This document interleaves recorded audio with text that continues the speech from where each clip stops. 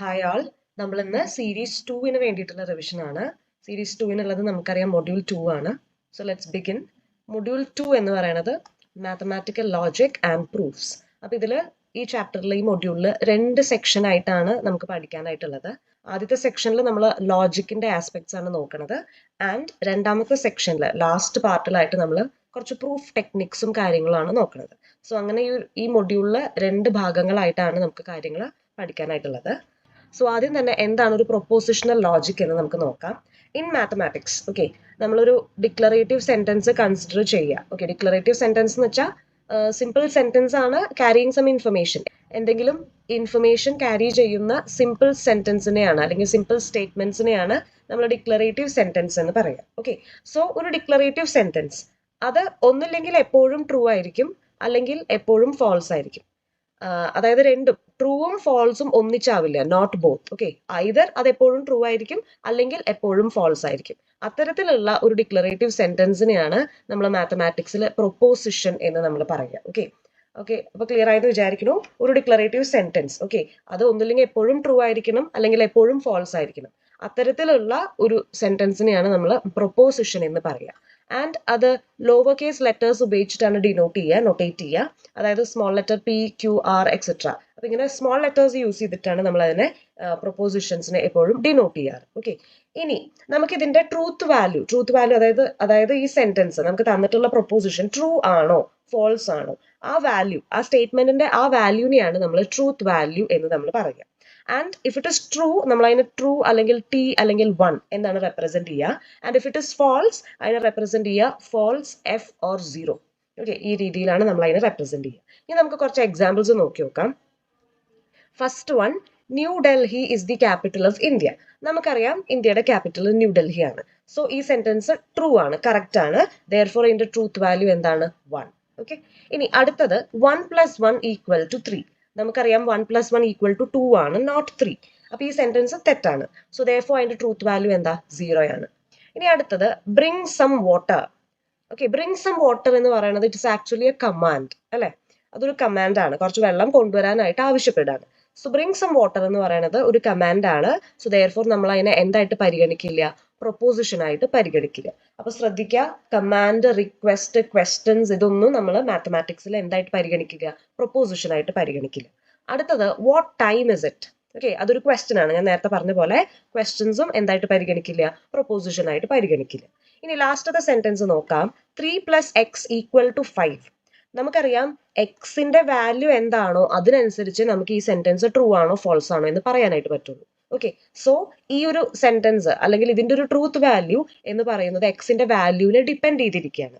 So അതുകൊണ്ട് ഇപ്പൊ എക്സിന്റെ വാല്യൂ മാറുന്നതിനനുസരിച്ച് അതിന്റെ ട്രൂത്ത് വാല്യൂ മാറിക്കൊണ്ടിരിക്കും. സോ ഹെൻസ് നമ്മൾ ഇതിനെ ഒരു പ്രൊപ്പോസിഷൻ ആയിട്ട് പരിഗണിക്കുന്നില്ല.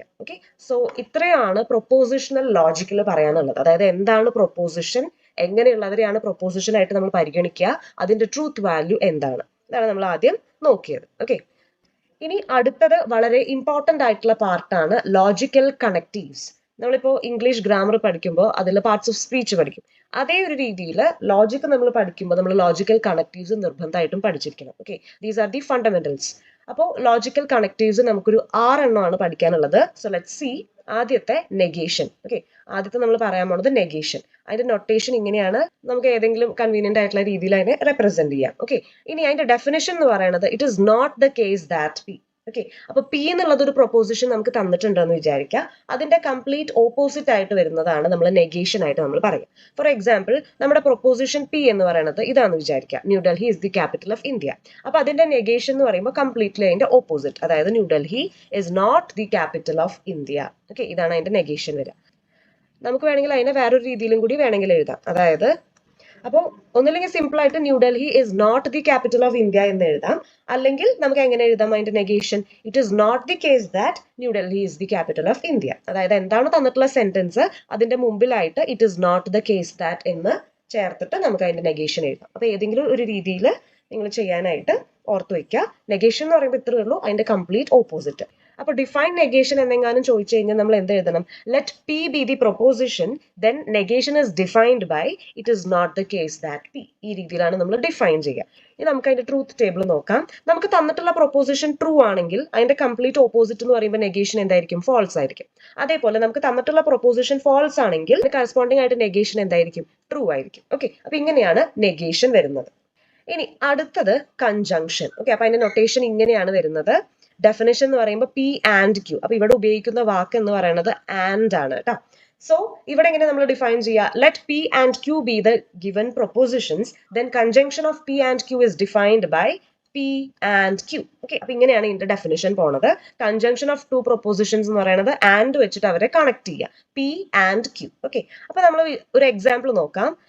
പ്രൊപ്പോസിഷൻ പി എന്ന് പറയുന്നത് Albi is eating cake. Proposition Q എന്ന് പറയുന്നത് അഭിനവ് ഇസ് ഈറ്റിംഗ് ഐസ്ക്രീം. ഇങ്ങനെയാന്ന് വിചാരിക്കാം. അപ്പൊ അതിന്റെ കൺജങ്ഷൻ എന്ന് പറയുമ്പോൾ ഈ രണ്ട് പ്രൊപ്പോസിഷൻസിനെയും ആൻഡ് വെച്ച് നമ്മൾ കണക്ട് ചെയ്യാണ്. അപ്പൊ എന്ത് വരും? Conjunction will be Albi is eating cake and Abhinav is eating ice cream. അപ്പൊ ഇങ്ങനെയാണ് അതിന്റെ കൺജങ്ഷൻ വരും. ഇനി നമുക്ക് അതിന്റെ ട്രൂത്ത് ടേബിൾ നോക്കി നോക്കാം. അപ്പൊ ഇവിടെ ആൻഡ് ആണ്, അതായത് ആൽബി കേക്ക് കഴിച്ചുകൊണ്ടിരിക്കുകയും അഭിനവ് ഐസ്ക്രീം കഴിച്ചുകൊണ്ടിരിക്കുകയുമാണ്. ഓക്കെ, അപ്പൊ രണ്ടും നടക്കുന്നുണ്ട്. രണ്ടും നടന്നാൽ മാത്രമേ നമുക്ക് ആ സെന്റൻസ് ട്രൂ ആണെന്ന് പറയാൻ പറ്റുള്ളൂ. ആൽബി കേക്ക് കഴിക്കും വേണം, അഭിനവ് ഐസ്ക്രീം കഴിക്കും വേണം. ഓക്കെ, അപ്പൊ രണ്ടും നടന്നാൽ മാത്രമേ ഈ സെന്റൻസ് നമ്മൾ എന്തായിട്ട് പരിഗണിക്കുള്ളൂ? ട്രൂ ആയിട്ട് പരിഗണിക്കുള്ളൂ. ഓക്കെ, അപ്പൊ അതെ, ആൽബി കേക്ക് കഴിച്ചു, അഭിനവ് ഐസ്ക്രീം കഴിച്ചു. ഓക്കെ, അപ്പൊ രണ്ടും നടന്നാൽ മാത്രമാണ് നമ്മൾ അതിനെ ട്രൂ ആയിട്ട് പരിഗണിക്കുള്ളൂ. ഓക്കെ, ആൽബി മാത്രം കേക്ക് കഴിച്ചു, അഭിനവ് കേക്ക് കഴിച്ചില്ല, അപ്പൊ നമ്മൾ ഫോൾസ് ആയിട്ടാണ് അതിന്റെ ട്രൂത്ത് വാല്യൂ വരുന്നത്. ഓക്കെ, കൺജങ്ഷന്റെ. അതുപോലെ ആൽബി കേക്ക് കഴിച്ചില്ല, അഭിനവ് ഐസ്ക്രീം കഴിച്ചു. ഓക്കെ, അപ്പൊ അപ്പോഴും ഒരു ഭാഗം മാത്രമേ നടന്നുള്ളൂ. സോ നമ്മൾ ട്രൂത്ത് വാല്യൂ എന്താണ്? ഫോൾസ് ആയിരിക്കും. ഇനി ആൽബിയും ഒന്നും കഴിച്ചില്ല, അഭിനവും ഒന്നും കഴിച്ചില്ല, അപ്പോൾ ഈ സെന്റൻസ് ഫോൾസ് ആയിട്ടാണ് പരിഗണിക്കുക. ഓക്കെ, അപ്പൊ ആൻഡ് വെച്ച് നമ്മൾ കണക്ട് ചെയ്യുമ്പോൾ രണ്ട് പാർട്ടും രണ്ട് പ്രൊപ്പോസിഷൻസും ട്രൂ ആയാൽ മാത്രമേ കൺജങ്ഷൻ നമ്മൾ ട്രൂ ആയിട്ട് പരിഗണിക്കുള്ളൂ. ഇനി അടുത്തത് ഡിസ്ജങ്ഷൻ. ഓക്കെ, അപ്പൊ അതിന്റെ നൊട്ടേഷൻ ഈ രീതിയിലാണ് വരുന്നത്.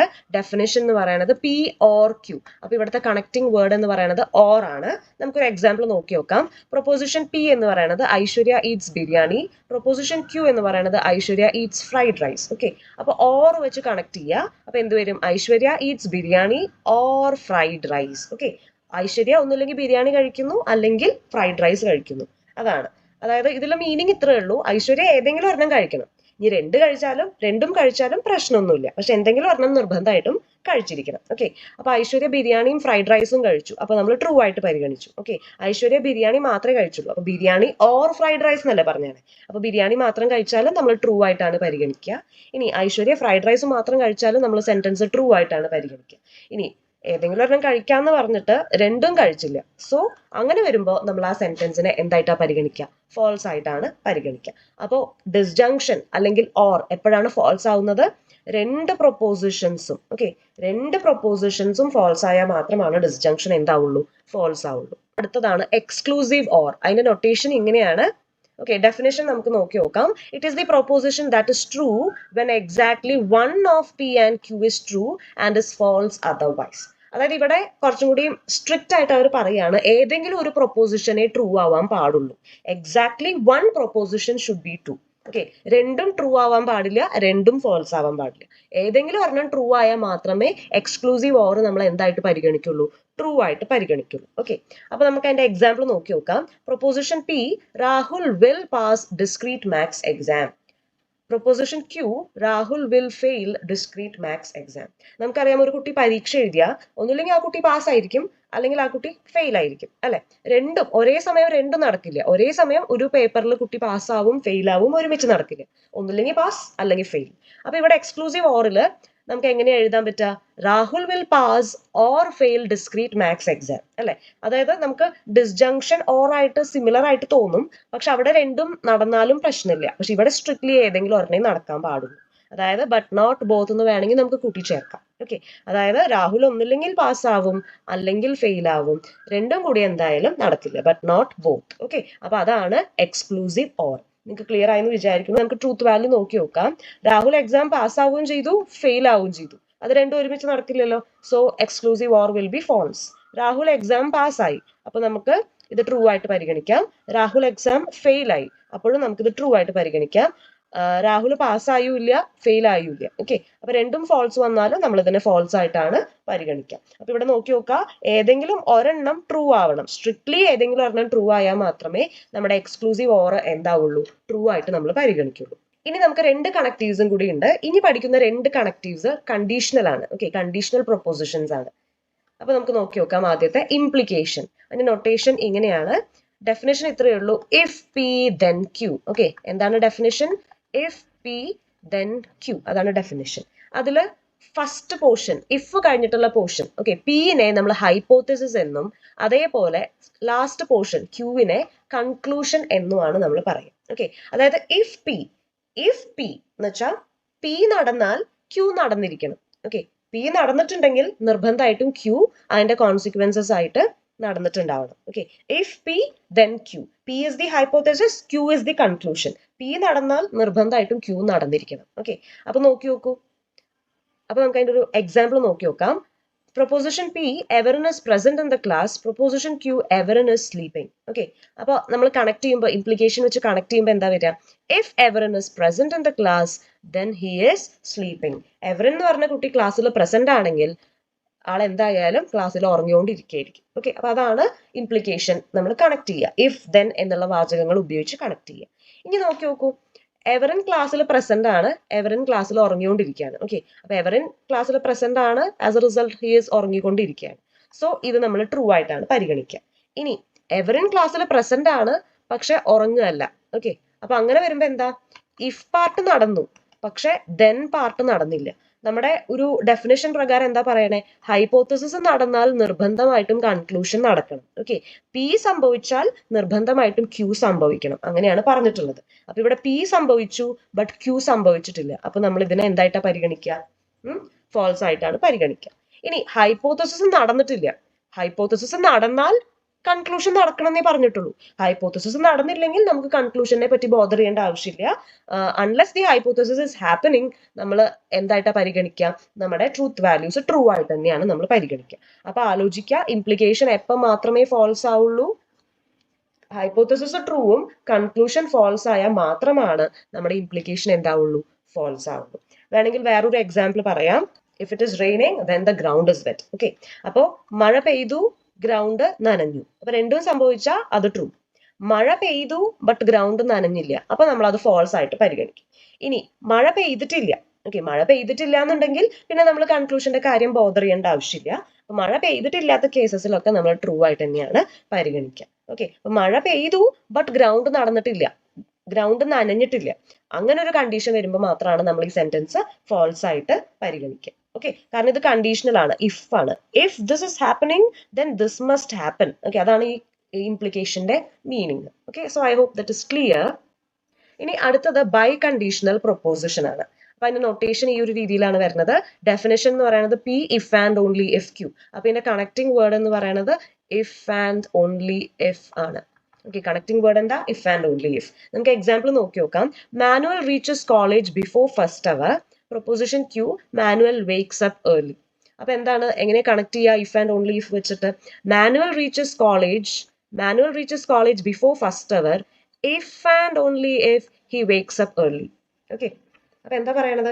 മാനുവൽ ഫസ്റ്റ് അവറിന് മുമ്പ് ക്ലാസ്സിൽ എത്തണം എന്നുണ്ടെങ്കിൽ ഇഫ് ആൻഡ് ഓൺലി ഇഫ്, അത് എപ്പോഴേ നടക്കുള്ളൂ? അവൻ നേരത്തെ എണീറ്റാൽ മാത്രമേ നടക്കുള്ളൂ. തിരിച്ച് അവൻ നേരത്തെ എണീറ്റാൽ മാത്രമേ അവന് ഫസ്റ്റ് അവറിന് മുമ്പ് ക്ലാസ്സിൽ കയറാനായിട്ട് പറ്റുള്ളൂ. അതാണ് if and only if condition. Okay, അപ്പൊ ഇത് രണ്ട് ഭാഗവും ബൈ കണ്ടീഷണൽ ആണ്. അതായത് പി നടന്നാൽ ക്യൂ നടന്നിരിക്കണം, ക്യൂ നടന്നാൽ പി നടന്നിരിക്കണം. ഓക്കെ, അങ്ങനെ അതാണ് ബൈ കണ്ടീഷണൽ. നമ്മുടെ കണക്റ്റീവിന്റെ പേരെന്താണ്? Biconditional. Okay, biconditional എന്ന് വെച്ചാൽ എന്താ? രണ്ട് ഭാഗവും കണക്റ്റഡ് ആണ്. പി നടന്നാൽ ക്യൂ നടന്നിരിക്കണം, ക്യൂ നടന്നാൽ പിയും നടന്നിരിക്കണം. ഓക്കെ, അതാണ് ഈ നൊട്ടേഷന്റെ മീനിങ്ങും, അതാണ് ഇതിൽ പറയണത്. അപ്പൊ നമുക്ക് നോക്കി നോക്കാം എന്റെ ട്രൂത്ത് ടേബിള്. മാനുവൽ കോളേജിൽ എത്തി, മാനുവൽ നേരത്തെ എണീറ്റു. ഓക്കെ, അപ്പൊ നേരത്തെ എണീറ്റ കാരണമാണ് കോളേജിൽ എത്തിയത്. കോളേജിൽ എത്തിയെന്ന് വെച്ചാൽ ആൾക്ക് നേരത്തെ എണീക്കാൻ പറ്റി. അപ്പൊ നമ്മളിത് ട്രൂ ആയിട്ടാണ് പരിഗണിക്കുക. ഓക്കെ, ഇനി മാനുവൽ നേരത്തെ കോളേജിൽ എത്തി പക്ഷെ അവൻ നേരത്തെ എണീറ്റിട്ടില്ല. ഓക്കെ, അപ്പൊ അങ്ങനെ വരുമ്പോൾ നമ്മൾ ഇതിനെ ഫോൾസ് ആയിട്ടാണ് പരിഗണിക്കുക. അതേപോലെ മാനുവൽ കോളേജിൽ എത്തിയിട്ടില്ല ബട്ട് അവൻ നേരത്തെ എഴുന്നേറ്റു. അപ്പൊ ഇങ്ങനെ വരുമ്പോൾ നമ്മൾ ഇതിനെ ഫോൾസ് ആയിട്ട് തന്നെയാണ് പരിഗണിക്കുക. അതേപോലെ മാനുവൽ കോളേജിൽ എത്തിയിട്ടും ഇല്ല, അവൻ നേരത്തെ എണീറ്റിട്ടും ഇല്ല. ഓക്കെ, അപ്പോൾ നമ്മൾ ഈ സെന്റൻസ് എന്തായിട്ടാ പരിഗണിക്കുക? ട്രൂ ആയിട്ടാണ് പരിഗണിക്കുക. കുറച്ചുകൂടി നല്ലൊരു എക്സാമ്പിൾ പറയാം. ഒരു നമ്പർ ഈവൺ ആണെങ്കിൽ നിർബന്ധമായിട്ടും അത് 2 കൊണ്ട് ഡിവിസിബിൾ ആയിരിക്കും. ഓക്കെ, അപ്പൊ നമുക്ക് അതിന്റെ ട്രൂത്ത് വാല്യൂ ജസ്റ്റ് ഒന്ന് നോക്കി നോക്കാം. അപ്പൊ ഇവിടെ പ്രൊപ്പോസിഷൻ പി എന്താ? A number is even. Proposition Q എന്താ? Number is divisible by 2. ഇതാണ് രണ്ട് പ്രൊപ്പോസിഷൻസ് ഇവിടത്തെ. നമുക്ക് അതിന്റെ ട്രൂത്ത് വാല്യൂസ് ഒന്ന് വരച്ച് നോക്കി നോക്കാം. ഓക്കെ, നമ്പർ ഈവൺ ആണ്. ഓക്കെ, അത് 2 കൊണ്ട് ഡിവിസിബിൾ ആണ്. രണ്ടും ശരിയാണ് അല്ലെ? അപ്പൊ നമുക്ക് അതിന്റെ ട്രൂത്ത് വാല്യൂ ട്രൂ ആയിട്ട് പരിഗണിക്കാം. ഇനി നമ്പർ ഈവൺ ആണ്, പക്ഷെ അത് 2 കൊണ്ട് ഡിവിസിബിൾ അല്ല. അതെങ്ങനെ ശരിയാവും? ഈവൺ ആണെങ്കിൽ 2 കൊണ്ട് ഡിവിസിബിൾ ആവണ്ടേ? അപ്പൊ ഇത് ഫോൾസ് ആയിട്ടാണ് പരിഗണിക്കുക. ഇനി അതേപോലെ നമ്പർ ഈവൺ അല്ല, പക്ഷെ 2 കൊണ്ട് ഡിവിസിബിൾ ആണ്. 2 കൊണ്ട് ഡിവിസിബിൾ ആണെങ്കിൽ നിർബന്ധമായിട്ട് അത് ഈവൺ ആയിരിക്കും. അപ്പൊ ഈവൺ അല്ല, പക്ഷെ 2 കൊണ്ട് ഡിവിസിബിൾ ആവുക എന്ന് പറയുന്നത് പോസിബിൾ അല്ല. അപ്പൊ ഇത് എന്തായിട്ടാണ് പരിഗണിക്കുക? ഫോൾസ് ആയിട്ടാണ് പരിഗണിക്കുക. ഇനി നമ്പർ ഈവണും അല്ല, അത് 2 കൊണ്ട് ഡിവിസിബിളും അല്ല. അല്ല, ഈവൺ അല്ല, അതുകൊണ്ട് 2 കൊണ്ട് ഡിവിസിബിൾ അല്ല. ശരിയാണ് അവർ പറയണത്. So the last one is true.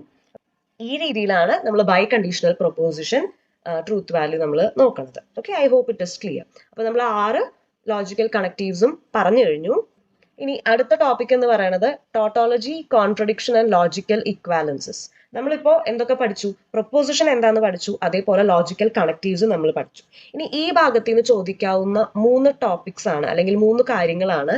Tautology ആണോ എന്ന് ചെക്ക് ചെയ്യാനായിട്ട് ചോദിക്കാം, കോൺട്രഡിക്ഷൻ ആണോ എന്ന് ചെക്ക് ചെയ്യാനായിട്ട് ചോദിക്കാം, അതേപോലെ ലോജിക്കൽ ഇക്വാലൻസ് ആണോ, ലോജിക്കലി ഇക്വാലന്റ് ആണോ എന്ന് ചെക്ക് ചെയ്യാനായിട്ടും ചോദിക്കാം. ഓക്കെ, അപ്പൊ നമുക്ക് എന്താണ് ടോട്ടോളജി ആൻഡ് കോൺട്രഡിക്ഷൻ എന്ന് നോക്കാം. നമ്മുടെ കയ്യിൽ ഒരു കോമ്പൗണ്ട് പ്രൊപ്പോസിഷൻ ഉണ്ട് ആൻഡ് അതിന്റെ ട്രൂത്ത് വാല്യൂ എപ്പോഴും ട്രൂ ആണെന്ന് വിചാരിക്കാം. Okay, for whatever be the truth value that we give, ultimately അതിന്റെ ട്രൂത്ത് വാല്യൂ ട്രൂ ആണെന്ന് വിചാരിക്കാം. ഓക്കെ, എല്ലാത്തിലും ട്രൂ ആണെന്ന് വിചാരിക്കാം. അങ്ങനെയാണെങ്കിൽ you can call it to be a tautology. അതേപോലെ നമുക്ക് തന്നിട്ടുള്ള ഒരു compound proposition, okay, for whatever be the truth value that we give, ultimately അതിന്റെ വാല്യൂ ഫോൾസ് ആണെന്ന് വിചാരിക്കാം. What ever be the truth value that we give, ultimately അത് false ആണെന്ന് വിചാരിക്കാം. അങ്ങനെയാണെങ്കിൽ you can call that proposition to be a contradiction. അപ്പൊ always true ആണെങ്കിൽ tautology, always false ആണെങ്കിൽ കോൺട്രഡിക്ഷൻ. അത് ക്ലിയർ ആയെന്ന് ഞാൻ വിചാരിക്കുകയാണ്. അതേപോലെ ഈ ഭാഗത്ത് നിന്ന് ചോദിക്കാവുന്ന അടുത്തൊരു കാര്യമാണ് ലോജിക്കൽ ഇക്വാലൻസ്. നമുക്ക് തന്നിട്ടുള്ള 2 സ്റ്റേറ്റ്മെന്റ്സ് ലോജിക്കലി ഇക്വാലന്റ് ആണോ എന്ന് ചെക്ക് ചെയ്യാനായിട്ട്. ഓക്കെ, അപ്പൊ നമുക്ക് 2 സ്റ്റേറ്റ്മെന്റ്സ് തന്നിട്ടുണ്ടെന്ന് വിചാരിക്കുക, S1 and S2. Our logically equivalent ആണെങ്കിൽ ഇതാണ് അതിന്റെ നൊട്ടേഷൻ. ഓക്കെ, കോൺഗ്രുവൻസിന്റെ നൊട്ടേഷൻ തന്നെയാണ് നമ്മൾ ഉപയോഗിക്കുന്നത് ലോജിക്കലി ഇക്വാലന്റിന്. അങ്ങനെയാണെങ്കിൽ അതിന്റെ അർത്ഥം S1 ആൻഡ് S2 അവർക്ക് സെയിം ട്രൂത്ത് ടേബിൾസ് ആയിരിക്കും. ഓക്കെ, അതായത് what ever be the truth value that we give, രണ്ടുപേർക്കും അൾട്ടിമേറ്റ്ലി സെയിം ട്രൂത്ത് വാല്യൂസ് ആണ് ലാസ്റ്റ് വരിക. അതായത് they share the same truth tables. അങ്ങനെ വന്നാൽ you can call that 2 sentences to be logically equivalent. Okay, അപ്പൊ നമ്മൾ ഇനി ഈ കാര്യങ്ങളുടെ ക്വസ്റ്റ്യൻസ് ആണ് നോക്കുന്നത്. ടോട്ടോളജി ആണോ, കോൺട്രഡിക്ഷൻ ആണോ, ലോജിക്കലി ഇക്വാലന്റ് ആണോ എന്നുള്ളതിന്റെ ക്വസ്റ്റ്യൻസ് നോക്കി നോക്കാം. ഇതാണ് question. Show that P and negation P and Q is A contradiction. ഇതാണ് നമുക്ക് കാണിക്കേണ്ടത്. അപ്പൊ ഇവിടെ P ഉണ്ട്, സോ നമ്മൾ ഫസ്റ്റ് ഇവിടെ P എന്ന് എഴുതി. പിന്നെ നെഗേഷൻ P ഉണ്ട്, Q ഉണ്ട്. അപ്പോൾ Qയും എഴുതി, നെഗേഷൻ Pയും എഴുതി. പിന്നെ നമുക്ക് വേണ്ടത് നെഗേഷൻ P ആൻഡ് Q. അപ്പൊ ഇവിടെ നെഗേഷൻ P ആൻഡ് Q എന്ന് എഴുതി. പിന്നെ ലാസ്റ്റ് നമുക്ക് വേണ്ടത് P and negation P and Q, അതും നമ്മൾ ഇവിടെ എഴുതി. ഓക്കെ, അവിടെ നമുക്ക് എത്ര പ്രൊപ്പോസിഷൻസ് ആണുള്ളത്? Pയും Q ആണുള്ളത്. അപ്പൊ 2 പ്രൊപ്പോസിഷൻസ് ആണ് ഉള്ളത് എങ്കിൽ എത്ര കോമ്പിനേഷൻസ് വരും? 4 കോമ്പിനേഷൻസ് വരും. കോമ്പിനേഷൻസ് ഇതാണ് 1 1 1 0 0 1 0 0. ഇതാണ് ഇവിടെയുള്ള കോമ്പിനേഷൻസ്. ഓക്കെ, നമുക്കിനി നെഗേഷൻ P കണ്ടുപിടിക്കണം. അതിന് വേണ്ടിയിട്ട് നമ്മൾ എന്ത് ചെയ്യുക? ഈ Pന്റെ വാല്യൂസ് നോക്കാം. ഓക്കെ, Pന്റെ വാല്യൂസ് നോക്കുക. നെഗേഷൻ എന്ന് പറയുമ്പോൾ അതിന്റെ ഓപ്പോസിറ്റ് ആയിരിക്കും. ഇപ്പോൾ ഇവിടെ ട്രൂ ആണെങ്കിൽ ഇവിടെ എന്തായിരിക്കും? 0, ഫോൾസ്. ഇവിടെ 1 ആണെങ്കിൽ ഇവിടെ 0 ആയിരിക്കും നെഗേഷൻ. ഇവിടെ 0 ആണെങ്കിൽ ഇവിടെ 1, ഇവിടെ 0 ആണെങ്കിൽ ഇവിടെ വീണ്ടും 1. അപ്പൊ നമ്മൾ നെഗേഷൻ P ഫിൽ ചെയ്തു. ഓക്കെ, ഇനി അടുത്തത് നമുക്ക് നെഗേഷൻ P ആൻഡ് Q ആണ് ഫിൽ ചെയ്യേണ്ടത്. ആൻഡ് ആണിത്, അതായത് കൺജങ്ഷൻ ആണ്. അപ്പൊ ഈ നൊട്ടേഷൻ എന്ന് പറയുന്നത് ആൻഡ് ആണ്, അതായത് conjunction of negation P and Q ആണ് നമുക്ക് വേണ്ടത്. അപ്പൊ നമുക്ക് അതിന് വേണ്ടിയിട്ട് നമ്മൾ നെഗേഷൻ Pയും നോക്കണം, അതേപോലെ തന്നെ Qവും നോക്കണം. ഓക്കെ, അപ്പൊ നോക്കുമ്പോൾ നമുക്കറിയാം കൺജങ്ഷൻ എപ്പോഴാണ് ട്രൂ ആവുക? P ട്രൂ ആവണം, Qവും ട്രൂ ആവണം, എന്നാൽ മാത്രമേ കൺജങ്ഷൻ ട്രൂ ആവുള്ളൂ അല്ലെ? അപ്പൊ ഇവിടെ 0, ഇവിടെ 1, അപ്പൊ നമ്മൾ ഫോൾസ് ആയിട്ട് എടുത്തു. ഇവിടെ 0, ഇവിടെ 0, അതും ഫോൾസ് ആയിട്ട് എടുത്തു. ഇവിടെയും 1, ഇവിടെയും 1, രണ്ടും 1 വന്നാൽ മാത്രമേ കൺജങ്ഷൻ എന്താവുള്ളൂ? ട്രൂ ആവുള്ളൂ. അപ്പൊ ഇവിടെ 1 എന്ന് എഴുതി. അതേപോലെ ഇവിടെ ട്രൂ, ഇവിടെ ഫോൾസ്, അപ്പൊ നമ്മൾ ഇതിനെ 0 ആയിട്ടാണ് എഴുതിയത്. ഓക്കെ, അപ്പൊ അത് നമ്മൾ ഫിൽ ചെയ്തു. അത് ക്ലിയർ ആയല്ലോ. ഇനി അടുത്തത് നമുക്ക് വേണ്ടത് P and negation P and Q ആണ് വേണ്ടത്. ഓക്കെ, അപ്പൊ പി ഇവിടെ ഉണ്ട് ഓൾറെഡി. അപ്പൊ ഇനി നമുക്ക് വേണ്ടത് P and negation P and Q ആണ് വേണ്ടത്. അവിടെയും എന്ത് തന്നെയാണ്? കൺജങ്ഷൻ ആണ്, ആൻഡ് ആണ്. അപ്പൊ നമ്മൾ പറഞ്ഞ പോലെ രണ്ടും 1 ആയാൽ മാത്രമേ കൺജങ്ഷൻ എന്താവുള്ളൂ? 1 ആവുള്ളൂ. അപ്പൊ നമുക്ക് നോക്കി നോക്കാം. ഇവിടെ 1, ഇവിടെ 0, അപ്പൊ 0 വന്നു. ഇവിടെ 1, ഇവിടെ 0, അപ്പൊ വീണ്ടും 0 വന്നു. ഇവിടെ 0, ഇവിടെ 1, അപ്പൊ വീണ്ടും 0 വന്നു. ഇവിടെ 0, ഇവിടെ 0, അപ്പോഴും 0 വന്നു. അപ്പൊ നമ്മൾ ഇവിടെ നോക്കിയപ്പോൾ 1 1 എന്നുള്ള ഒരു പോസിബിലിറ്റി ഇവിടെ വന്നില്ല. സോ ദെയർഫോർ നമുക്ക് ഇവിടെ കണ്ടോ, for whatever be the truth value that we take, ultimately നമുക്ക് ഇവിടെ എല്ലാം 0 0 0 എന്നാണ് വാല്യൂസ് വന്നത്, അതായത് എല്ലാം ഫാൾസ് ആണ് വന്നത്. Therefore U can conclude that given compound proposition is A contradiction. അപ്പൊ ഇതെന്താണ്? കോൺട്രഡിക്ഷൻ ആണെന്ന് നമ്മൾ കൺക്ലൂഡ് ചെയ്തു. ഇനി കൺസ്ട്രക്ട് ദ ട്രൂത്ത് ടേബിൾ. അപ്പൊ നമ്മൾ ഇതിന്റെ ട്രൂത്ത് ടേബിൾ ആണ് ഇനി വരയ്ക്കേണ്ടത്. P or Q implies P exclusive or Q. Okay, അപ്പൊ ഇവിടെയും 2 പ്രൊപ്പോസിഷൻസ് ആണ് മെയിൻ ആയിട്ടുള്ളത്, പിയും ക്യൂവും. അപ്പൊ നമുക്കറിയാം 4 കോമ്പിനേഷൻസ് ആണ് വരിക. പി എഴുതി, ക്യൂ എഴുതി. 4 കോമ്പിനേഷൻസ് എന്ന് പറയുന്നത് 1 1 1 0 0 1 0 0 എഴുതി. ഇനി നമുക്കിവിടെ പി ഓർ ക്യൂ വേണം, അതിവിടെ എഴുതി. പി എക്സ്ക്ലൂസീവ് ഓർ ക്യൂ വേണം, അത് ഇവിടെ എഴുതി. ഇനി ഇവരുടെ ഇംപ്ലിക്കേഷൻ വേണം, അതും ഇവിടെ നമ്മൾ എഴുതി വെച്ചു. ഇനി നമുക്ക് ഫില്ല് ചെയ്യാം. ഇത് ഡിസ്ജങ്ഷൻ ആണ്, ഓർ ആണ്. നമുക്കറിയാം രണ്ടും ഫാൾസ് വന്നാൽ മാത്രമേ ഓർ എന്താവുള്ളൂ? ഡിസ്ജങ്ഷൻ എന്താവുള്ളൂ? ഫാൾസ് ആവുള്ളൂ. ഇവിടെ നോക്കുമ്പോൾ അറിയാം രണ്ടും ട്രൂ ആണ്, അപ്പൊ ട്രൂ. ഇവിടെ പി ട്രൂ ആണ്, അപ്പൊ ഇത് ട്രൂ എന്ന് എഴുതാം. ഇവിടെ ക്യൂ ട്രൂ ആണ്, അപ്പൊ ഇത് ട്രൂ എന്ന് എഴുതാം. ലാസ്റ്റ് മാത്രമാണ് രണ്ടും ഫാൾസ് വന്നത്, ഹെൻസ് അവിടെ എന്തായിരിക്കും? ഫാൾസ് ആയിരിക്കും. അങ്ങനെയാണ് ഡിസ്ജങ്ഷൻ നമ്മൾ ഫില്ല് ചെയ്യുക. അടുത്തത് exclusive or of P and P Q ആണ്. എക്സ്ക്ലൂസീവ് ഓർ ആണ് വേണ്ടത്. അപ്പൊ ഇവിടെ പി ഉണ്ട്, ഇവിടെ ക്യൂ ഉണ്ട്. അപ്പൊ നമുക്കറിയാം സ്ട്രിക്ട്ലി ഏതെങ്കിലും ഒരെണ്ണം മാത്രമേ ട്രൂ ആവാനായിട്ട് പാടുള്ളൂ. അപ്പൊ ഇവിടെ നമുക്ക് നോക്കിയാൽ അറിയാം ഇവിടെ പി മാത്രമേ ട്രൂ ഉള്ളൂ. അടുത്തേൽ നോക്കിയാൽ അറിയാം ഇവിടെ ക്യൂ മാത്രമേ ട്രൂ ഉള്ളൂ. ശരിയല്ലേ?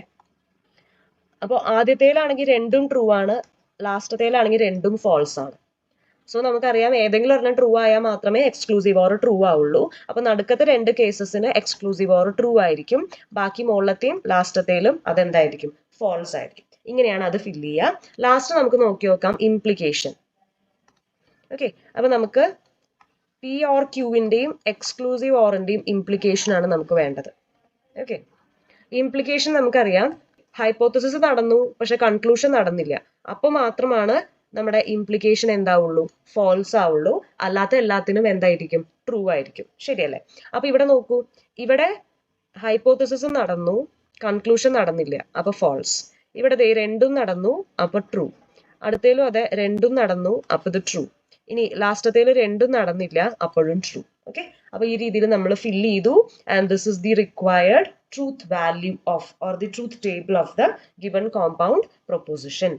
ഓക്കെ, അടുത്ത ക്വസ്റ്റ്യൻ നോക്കാം. Construct a truth table for P implies Q if and only if negation Q implies negation P and check whether it is a tautology. അപ്പൊ ഇതാണ് നമ്മുടെ ക്വസ്റ്റ്യൻ. അപ്പൊ ഇവിടെ അറിയാം നമുക്ക് മെയിൻ ആയിട്ട് 2 പ്രൊപ്പോസിഷൻസ് ആണുള്ളത്, പിയും ക്യൂവും. അപ്പൊ നമ്മൾ പി എഴുതി, ക്യൂ എഴുതി. അപ്പൊ അതിന്റെ കോമ്പിനേഷൻസ് എന്തായിരിക്കും? 1 1 1 0 0 1 0 0 എഴുതി. ഇനി നമുക്ക് ഇവിടെ പി ഇംപ്ലൈസ് ക്യൂ വേണം, അത് നമ്മൾ നോട്ട് ചെയ്തു. ഇവിടെ നമുക്ക് അടുത്ത പാർട്ടിൽ നെഗേഷൻസ് ആണ് വേണ്ടത്, പിന്റെയും ക്യൂവിന്റെയും. അപ്പൊ നെഗേഷൻ ക്യൂവും നെഗേഷനും പിയും എഴുതി. ആൻഡ് അവരുടെ ഇംപ്ലിക്കേഷൻ വേണം. അപ്പൊ negation P implies negation Q. Last ആണ് നമ്മൾ ഇതിന്റെ ഇഫ് ആൻഡ് ഓൺലി ഇഫ് വേണ്ടത്, അത് നമ്മൾ ഇവിടെ എഴുതി വെച്ചു. ഓക്കെ, ഇനി നമുക്ക് ആദ്യം പി ഇംപ്ലൈസ് ക്യൂ ഫില്ല് ചെയ്യാം. നമ്മൾ പറഞ്ഞു പി നടന്നു ബട്ട് ക്യൂ നടന്നില്ല. അങ്ങനെ ഒരു കണ്ടീഷൻ വന്നാൽ മാത്രമാണ് ഇംപ്ലിക്കേഷൻ എന്താവുള്ളൂ? ഫാൾസ് ആവുള്ളൂ. അപ്പൊ നമുക്ക് നോക്കി നോക്കാം. ഓക്കെ, ആദ്യത്തേല് പിയും ക്യൂവും നടന്നു, അപ്പൊ ഇംപ്ലിക്കേഷൻ ട്രൂ. രണ്ടാമത്തേല് മാത്രമാണ് പി നടന്നു ബട്ട് ക്യൂ നടന്നില്ല, അതുകൊണ്ട് അതിനെ ഫാൾസ് ആയിട്ട് പരിഗണിച്ചു. ആൻഡ് പി നടന്നിട്ടില്ല എന്നുണ്ടെങ്കിൽ, ഹൈപ്പോത്തസിസ് ഭാഗം നടന്നിട്ടില്ല എന്നുണ്ടെങ്കിൽ still will consider that to be true. അപ്പൊ നമ്മൾ ഇത് ട്രൂ ആയിട്ട് നമ്മൾ പരിഗണിച്ചു. ഓക്കെ, അപ്പൊ നമ്മൾ ഇംപ്ലിക്കേഷൻ ഫില്ല് ചെയ്തു. ഇനി അടുത്തത് നെഗേഷൻ ക്യൂ. അപ്പൊ നമ്മൾ ആദ്യം എന്ത് നോക്കുക? നെഗേഷൻ ക്യൂ, ഈ ഒരു ക്യൂവിന്റെ വാല്യൂസ് നോക്കുക. നെഗേഷൻ ക്യൂ എന്ന് പറയുമ്പോൾ അതിന്റെ ഓപ്പോസിറ്റ്. അപ്പൊ ഇവിടെ 1 ആണ്, അപ്പൊ നമ്മൾ ഇവിടെ 0 എഴുതി. ഇവിടെ 0 ആണ്, അപ്പൊ 1 എഴുതി. ഇവിടെ 1 ആണ്, അപ്പൊ നമ്മൾ 0 എഴുതി. ഇവിടെ 0 ആണ്, നമ്മൾ 1 എഴുതി. അപ്പൊ നമ്മൾ നെഗേഷൻ ക്യൂ ഫില്ല് ചെയ്തു. അടുത്തത് നെഗേഷൻ പി ആണ്, അതായത് പിന്റെ ഓപ്പോസിറ്റ്. അപ്പൊ ഇവിടെ 1 ആണ്, നമ്മൾ 0 എഴുതി. ഇവിടെ 1 ആണ്, നമ്മൾ 0 എഴുതി. ലാസ്റ്റത്തെ 2 എണ്ണം 0 ആണ്, അപ്പൊ നമ്മൾ ഇവിടെ 1 എഴുതി. ഇനി നമുക്ക് വേണ്ടത് നെഗേഷൻ ക്യൂവിന്റെയും നെഗേഷൻ പിന്റെയും ഇംപ്ലിക്കേഷൻ ആണ് നമുക്ക് വേണ്ടത്.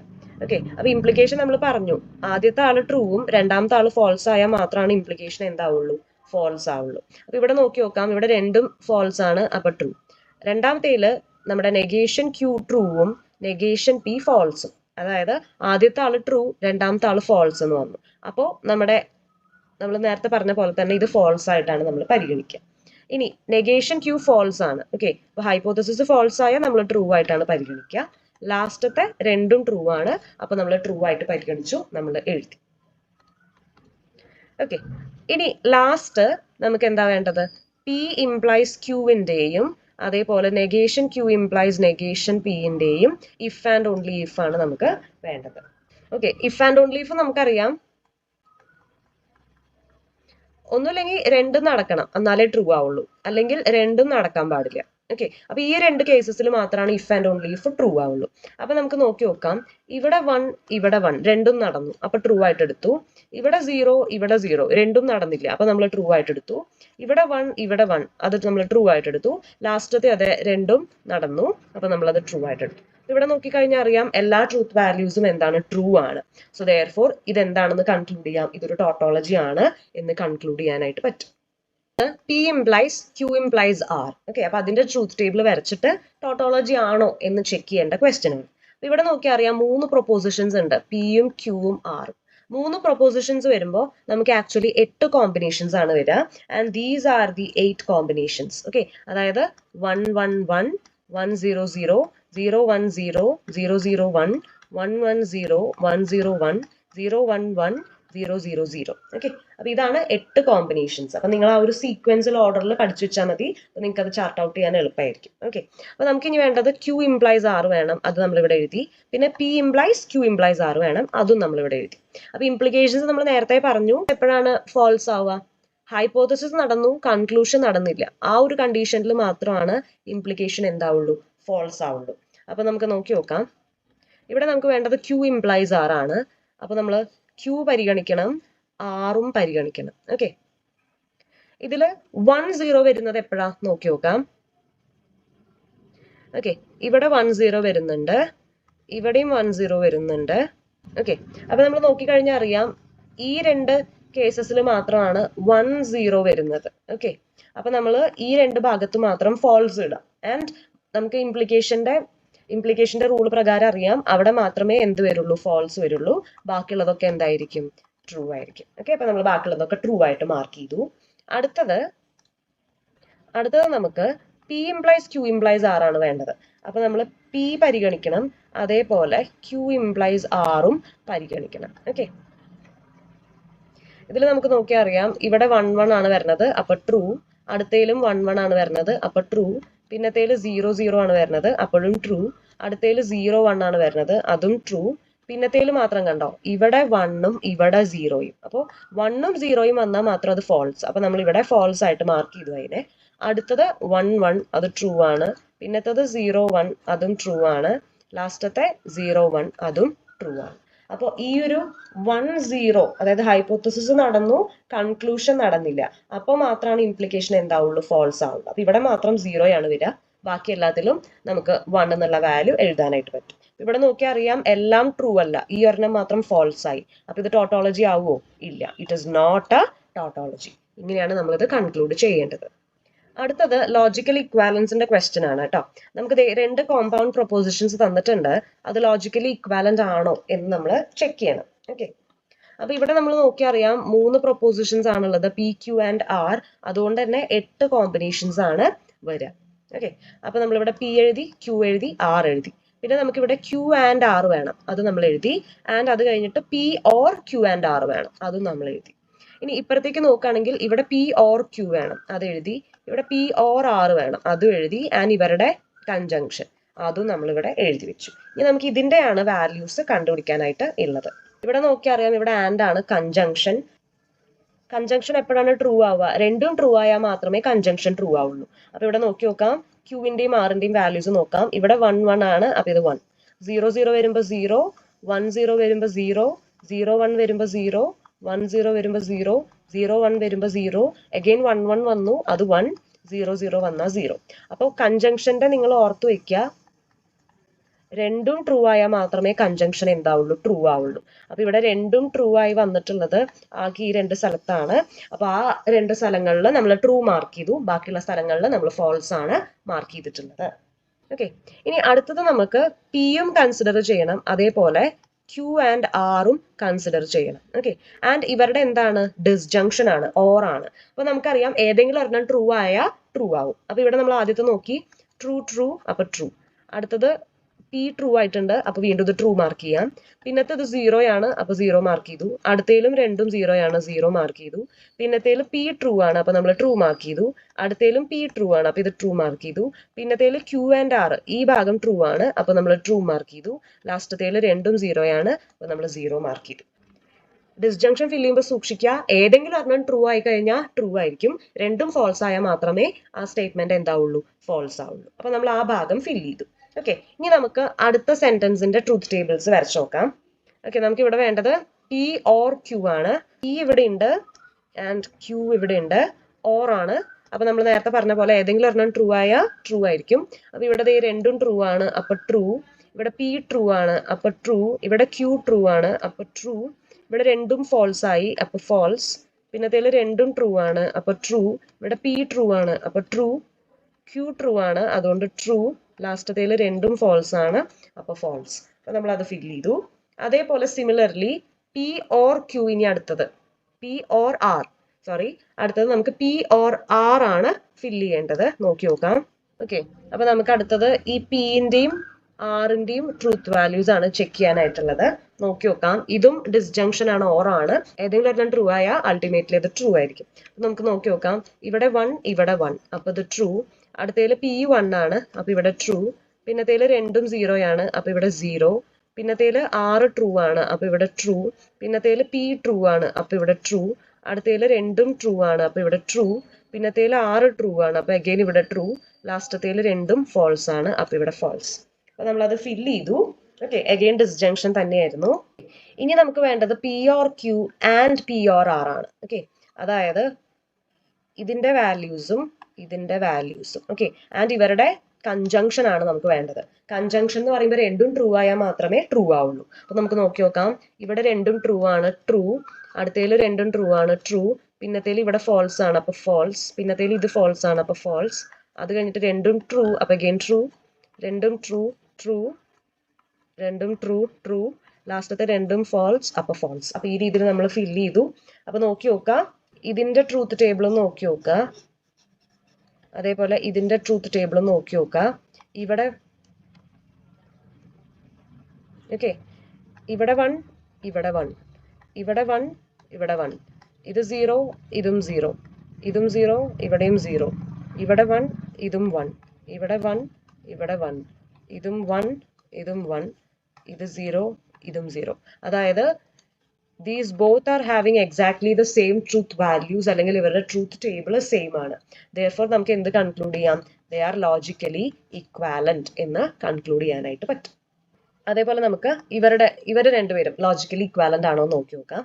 അപ്പൊ നമുക്ക് ഇവിടെ P if and only if Q ആണ്. അപ്പൊ നമ്മൾ പി എഴുതി, ക്യൂ എഴുതി.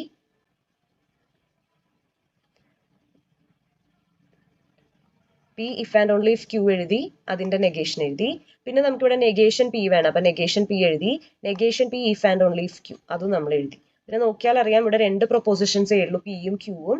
അപ്പൊ 4 കോമ്പിനേഷൻസ് ആണ് വരിക. അതായത് 1 1 1 0 0 1 0 0, ഈ 4 കോമ്പിനേഷൻസ് ആണ് വരിക. ഓക്കെ, അപ്പൊ നമുക്ക് ഇനി ഇത് ലോജിക്കലി ഇക്വാലന്റ് ആണോ എന്ന് ചെക്ക് ചെയ്ത് നോക്കാം. അപ്പൊ ആദ്യം പി നോക്കാം, ക്യൂ നോക്കാം. P if and only if Q നമുക്ക് ഫില്ല് ചെയ്യാം. ഓക്കെ, അപ്പൊ നമുക്കറിയാം P Q, P if and only if Q.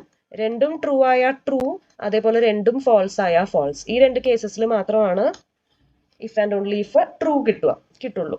അപ്പൊ ഇവിടെ നമുക്ക് നോക്കിയാൽ അറിയാം രണ്ടും ട്രൂ ആണ്, അപ്പൊ if and only if true ആയി. അതേപോലെ ലാസ്റ്റത്തേല് രണ്ടും ഫോൾസ് ആണ്, അപ്പോൾ if and only if true ആയി. പിന്നത്തേലൊന്നും രണ്ടും ട്രൂ ആയിട്ട് വരുന്ന പോസിബിലിറ്റി ഇല്ല, അതുകൊണ്ട് നമ്മളിവിടെ ഫോൾസ് ആയിട്ടാണ് മാർക്ക് ചെയ്തിട്ടുള്ളത്.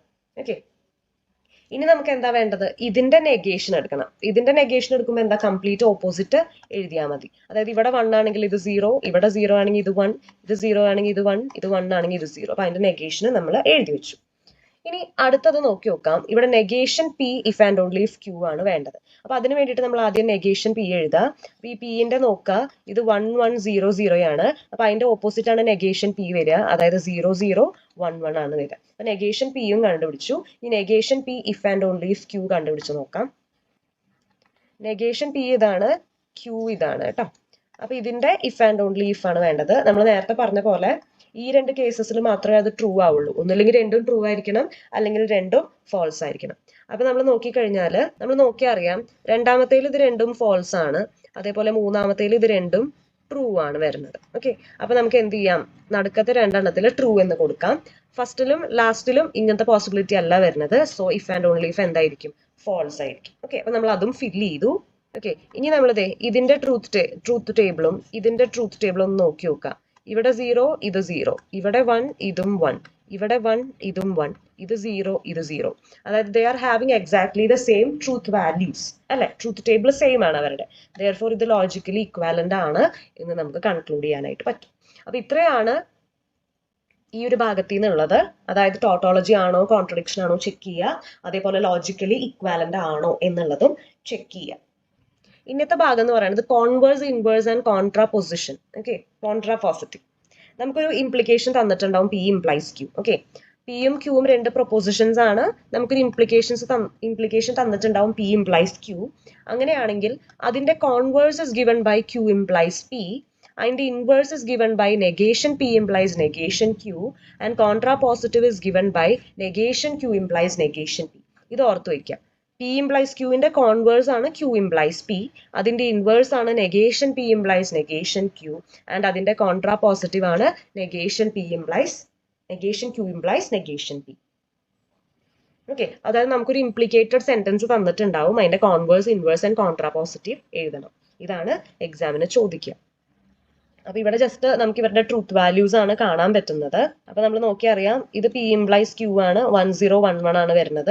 അതേപോലെ ഇത് negation Q implies negation P ആണ്, അതിന്റെ വാല്യൂ 1011 ആണ് വരുന്നത്.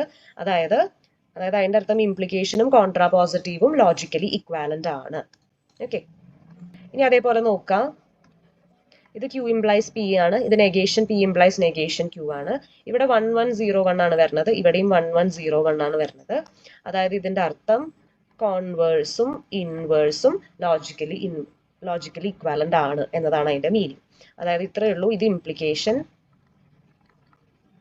ഇതെന്താണ് കോൺവേഴ്സ്, ഇത് കോൺട്രാപോസിറ്റീവ്, ഇത് ഇൻവേഴ്സ്. ഓക്കെ, അപ്പൊ ഇത്രയും ഓർത്ത് വയ്ക്കുക. പി ഇംപ്ലൈസ് ക്യൂ എന്നുള്ള ഇംപ്ലിക്കേഷൻ തന്നിട്ടുണ്ടാവും. അങ്ങനെയാണെങ്കിൽ ക്യൂ ഇംപ്ലൈസ് പി ആണ് converse, negation P implies negation Q ആണ് inverse, negation Q implies negation P ആണ് കോൺട്രാപോസിറ്റീവ്. ഓക്കെ, അപ്പൊ നമുക്ക് അതിന്റെ 3 ക്വസ്റ്റ്യൻസ് നോക്കി നോക്കാം. If 0 + 0 = 0, then 1 + 1 = 1. അപ്പൊ ഇതാണ് നമുക്ക് തന്നിട്ടുള്ള ഇംപ്ലിക്കേഷൻ. വേറെ ഇവിടെ പി എന്താണ്, 0 + 0 = 0, ക്യൂ എന്താണ്, 1 + 1 = 1. ഇതാണ് നമുക്ക് തന്നിട്ടുള്ളത്. ഓക്കെ, അപ്പൊ നമുക്ക് ഇതിന്റെ കോൺട്രാപോസിറ്റീവും കോൺവേഴ്സും ഇൻവേഴ്സും എഴുതണം. കോൺവേഴ്സ് എന്ന്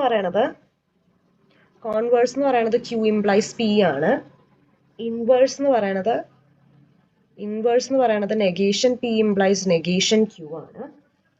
കോൺട്രാപോസിറ്റീവ് എന്ന് പറയുന്നത് negation Q implies negation P ആണ്. ഓക്കെ, അപ്പൊ ഇത്രയും ഓർത്ത് വയ്ക്കാം. ഇനി ഇവിടെ ക്യൂ ഇംപ്ലൈസ് പി ആണ് കോൺവേഴ്സ്, അത് എഴുതാം. ക്യൂ ഇംപ്ലൈസ് പി എന്ന് വെച്ചാൽ ഇഫ് ക്യൂ ദെൻ പി. അപ്പൊ ഇവിടെ ക്യൂ എന്താണ്, ഇഫ് ക്യൂ, അതായത് ഇഫ് 1 + 1 = 1, then p. അപ്പൊ ഇവിടെ p എന്താണ്, 0 + 0 = 0. അപ്പൊ then 0 + 0 = 0. ക്ലിയർ ആയോ? ഇങ്ങനെയാണ് കോൺവേഴ്സ് എഴുതാം. ഓക്കെ, അതായത് ഇഫ് കഴിഞ്ഞ് ക്യൂ എഴുതാം, then കഴിഞ്ഞ് p എഴുതാം. അതാണ് കോൺവേഴ്സ്. ഓക്കെ, ഇനി ഈ കോൺവേഴ്സിന്റെ ഓപ്പോസിറ്റ് ആയിട്ട് എഴുതിയ കോൺട്രാപോസിറ്റീവ് കിട്ടും. if 1 + 1 = 1, അതിന് പകരം എന്ത് എഴുതാം, if 1 + 1 ≠ 1, then 0 + 0 = 0, then 0 + 0 ≠ 0. അതായത് കോൺവേഴ്സിന്റെ ഓപ്പോസിറ്റ് ആയിട്ട് എഴുതിയാൽ നമുക്ക് എന്ത് കിട്ടും, കോൺട്രാപോസിറ്റീവ് നമുക്ക് കിട്ടും. ഓക്കെ, ഇനി തന്നിട്ടുള്ള സെന്റൻസിന്റെ ഓപ്പോസിറ്റ് എഴുതാം. തന്നിട്ടുള്ളത് എന്താ, if 0 + 0 = 0 ആണ് തന്നിട്ടുള്ളത്. അപ്പൊ നമ്മൾ അതിന്റെ ഇൻവേഴ്സ് ആയിട്ട് അതിന്റെ ഓപ്പോസിറ്റ് എന്താ എഴുതാം, if 0 + 0 ≠ 0, then 1 + 1 = 1. അപ്പൊ അതിന്റെ ഓപ്പോസിറ്റ് then 1 + 1 ≠ 1. അപ്പൊ അതാണ് ഇൻവേഴ്സ്. ഓക്കെ, അപ്പൊ ഇത്ര ഓർത്ത് വെച്ചാൽ മതി. തന്നിട്ടുള്ളതിന്റെ ഓപ്പോസിറ്റ് ആണ് ഇൻവേഴ്സ്. ഓക്കെ, അതിനെ തിരിച്ചെഴുതിയാൽ കോൺവേഴ്സ്, കോൺവേഴ്സിന്റെ ഓപ്പോസിറ്റ് ആണ് കോൺട്രാപോസിറ്റീവ്. ഓക്കെ, അപ്പൊ ഇത്രയും ആലോചിച്ച് വെക്കാം. ഇനി അടുത്തത് നോക്കാം. If -1 less than 3 and 3 + 7 = 10. Okay, then sine 3π/2 = -1. ഇതാണ് നമുക്ക് തന്നിട്ടുള്ളത്. അതില് ഇതാണ് പി പാർട്ട്, ഇതാണ് ക്യൂ പാർട്ട്. ഓക്കെ, അപ്പൊ തന്നിട്ടുള്ളതിന്റെ ഓപ്പോസിറ്റ് എഴുതാം, അതാണ് ഇൻവേഴ്സ്. അപ്പൊ എന്ത് വരും? If -1 not less than 3 and 3 + 7 not equal to 10 അല്ലെ, ഓപ്പോസിറ്റ് ആയിട്ട് എഴുതി. Then sine 3π/2 not equal to -1. അപ്പൊ തന്നിട്ടുള്ളതിന്റെ ഓപ്പോസിറ്റ് ആയിട്ട് എഴുതാം, അതായത്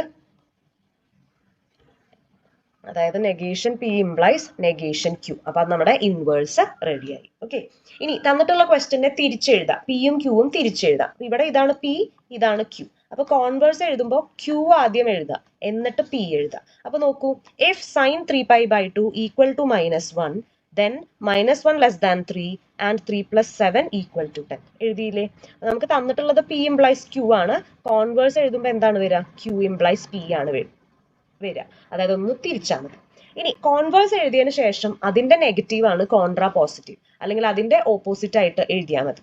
അതായത് എന്ത് വരും? If sine 3π/2 not equal to -1, then -1 is not less than 3 and 3 + 7 is not equal to 10. Clear ആയോ? അപ്പൊ ആദ്യം നമുക്ക് ക്വസ്റ്റനിൽ പി ഇംപ്ലൈസ് ക്യൂ തന്നിട്ടുണ്ടാവും. ഓക്കെ, അതിന്റെ ഓപ്പോസിറ്റ് ആണ് ഇൻവേഴ്സ്, അതായത് negation P implies negation Q. ഇനി തന്നിട്ടുള്ള പി ഇംപ്ലൈസ് ക്യൂവിനെ റിവേഴ്സ് ചെയ്ത് എഴുതാം, ക്യൂ ഇംപ്ലൈസ് പി ആയിട്ട് എഴുതാം, അതാണ് നമ്മുടെ കോൺവേഴ്സ്. ഇനി കോൺവേഴ്സിനെ ഒന്ന് ഓപ്പോസിറ്റ് ആയിട്ട് എഴുതാം, അതായത് negation Q implies negation P. അങ്ങനെ എഴുതിയാൽ നമുക്ക് എന്ത് കിട്ടും? കോൺട്രാ പോസിറ്റീവ് കിട്ടും. ഇനി അടുത്തൊരു ക്വസ്റ്റ്യൻ, ലാസ്റ്റ് ഒരു question. I go to the beach whenever it is a sunny summer day. ഇവിടെ ഉപയോഗിച്ച വാക്ക് ഇഫ് ദെൻ എന്നുള്ളതല്ല, അതിന് പകരം വെനെവർ എന്നുള്ള വാക്കാണ് അവിടെ കയറി വന്നിട്ടുള്ളത്. ഓക്കെ, അപ്പൊ അതിന്റെ അർത്ഥം എന്താ? ഇത് ആക്ച്വലി തന്നിട്ടുള്ളത് എങ്ങനെയാണെന്നറിയോ? ക്യൂ വെനെവർ പി, ഈ ഫോമിലാണ് ഇപ്പൊ തന്നിട്ടുള്ള സെന്റൻസ് ഉള്ളത്. അപ്പൊ നമ്മൾ എന്ത് ചെയ്യുക? അതിനെ പി ഇംപ്ലൈസ് ക്യൂയിലേക്ക് നമ്മൾ കൺവേർട്ട് ചെയ്യുക. അപ്പൊ എങ്ങനെ എഴുതണം? ഇഫ് വെനെവർ കഴിഞ്ഞിട്ടുള്ള ഭാഗമാണ് പി. അപ്പൊ എന്ത് എഴുതാം? If it is A sunny summer day then കഴിഞ്ഞിട്ട് വെനെവറിന്റെ മുമ്പിലുള്ള ഭാഗം എഴുതാം. then I go to the beach. Okay, clear ആയോ? അപ്പൊ ആദ്യം ക്യൂ വെനെവർ പി എന്നാണ് തന്നിട്ടുണ്ടാവുക, അതിനെ നമ്മൾ പി ഇംപ്ലൈസ് ക്യൂയിലേക്ക് കൺവേർട്ട് ചെയ്താൽ നിങ്ങൾക്ക് കുറച്ചും കൂടി എളുപ്പത്തിൽ ചെയ്യാൻ പറ്റും. അപ്പൊ എന്ത് വരും? If it is a sunny summer day then I will go to the beach എന്നതായിരിക്കും വരിക. തന്നിട്ടുള്ളതിന്റെ ഓപ്പോസിറ്റ് ആണ് എന്ത്? ഇൻവേഴ്സ്. ഓക്കെ, തന്നിട്ടുള്ളതിന്റെ ഓപ്പോസിറ്റ് ആണ് ഇൻവേഴ്സ് വരിക. അപ്പൊ ഇൻവേഴ്സ് നോക്കി നോക്കാം. If it is a sunny summer day, അപ്പൊ അതിന്റെ ഓപ്പോസിറ്റ് എന്ത് വരും? If it is not a sunny summer day then I go to the beach. അപ്പൊ അതിന്റെ opposite then I do not go to the beach. അപ്പൊ inverse ആണിത്, അതായത് negation P implies negation Q ready ആയിട്ടുണ്ട്. ഇതാണ് inverse. ഇനി തന്നിട്ടുള്ളതിനെ തിരിക്കുക. Okay, അപ്പൊ ഇതാണ് ഇവിടെ പി പാർട്ട്, ഇതാണ് ഇവിടെ ക്യൂ പാർട്ട്. അപ്പൊ നമുക്ക് ക്യൂ ഇംപ്ലൈസ് പി എന്നാക്കി കഴിഞ്ഞാൽ എന്ത് കിട്ടും? കോൺവേഴ്സ് കിട്ടും. അപ്പൊ എന്ത് വരും? ഇഫ് എന്ന് പറഞ്ഞിട്ട് ക്യൂ പാർട്ട് ചെയ്ത, അതായത് if I go to the beach then it is a sunny summer day. Reverse ചെയ്ത് എഴുതി, അതായത് ക്യൂ ഇംപ്ലൈസ് പി എന്ന് എഴുതി. സോ ഇതാണ് എന്റെ കോൺവേഴ്സ്.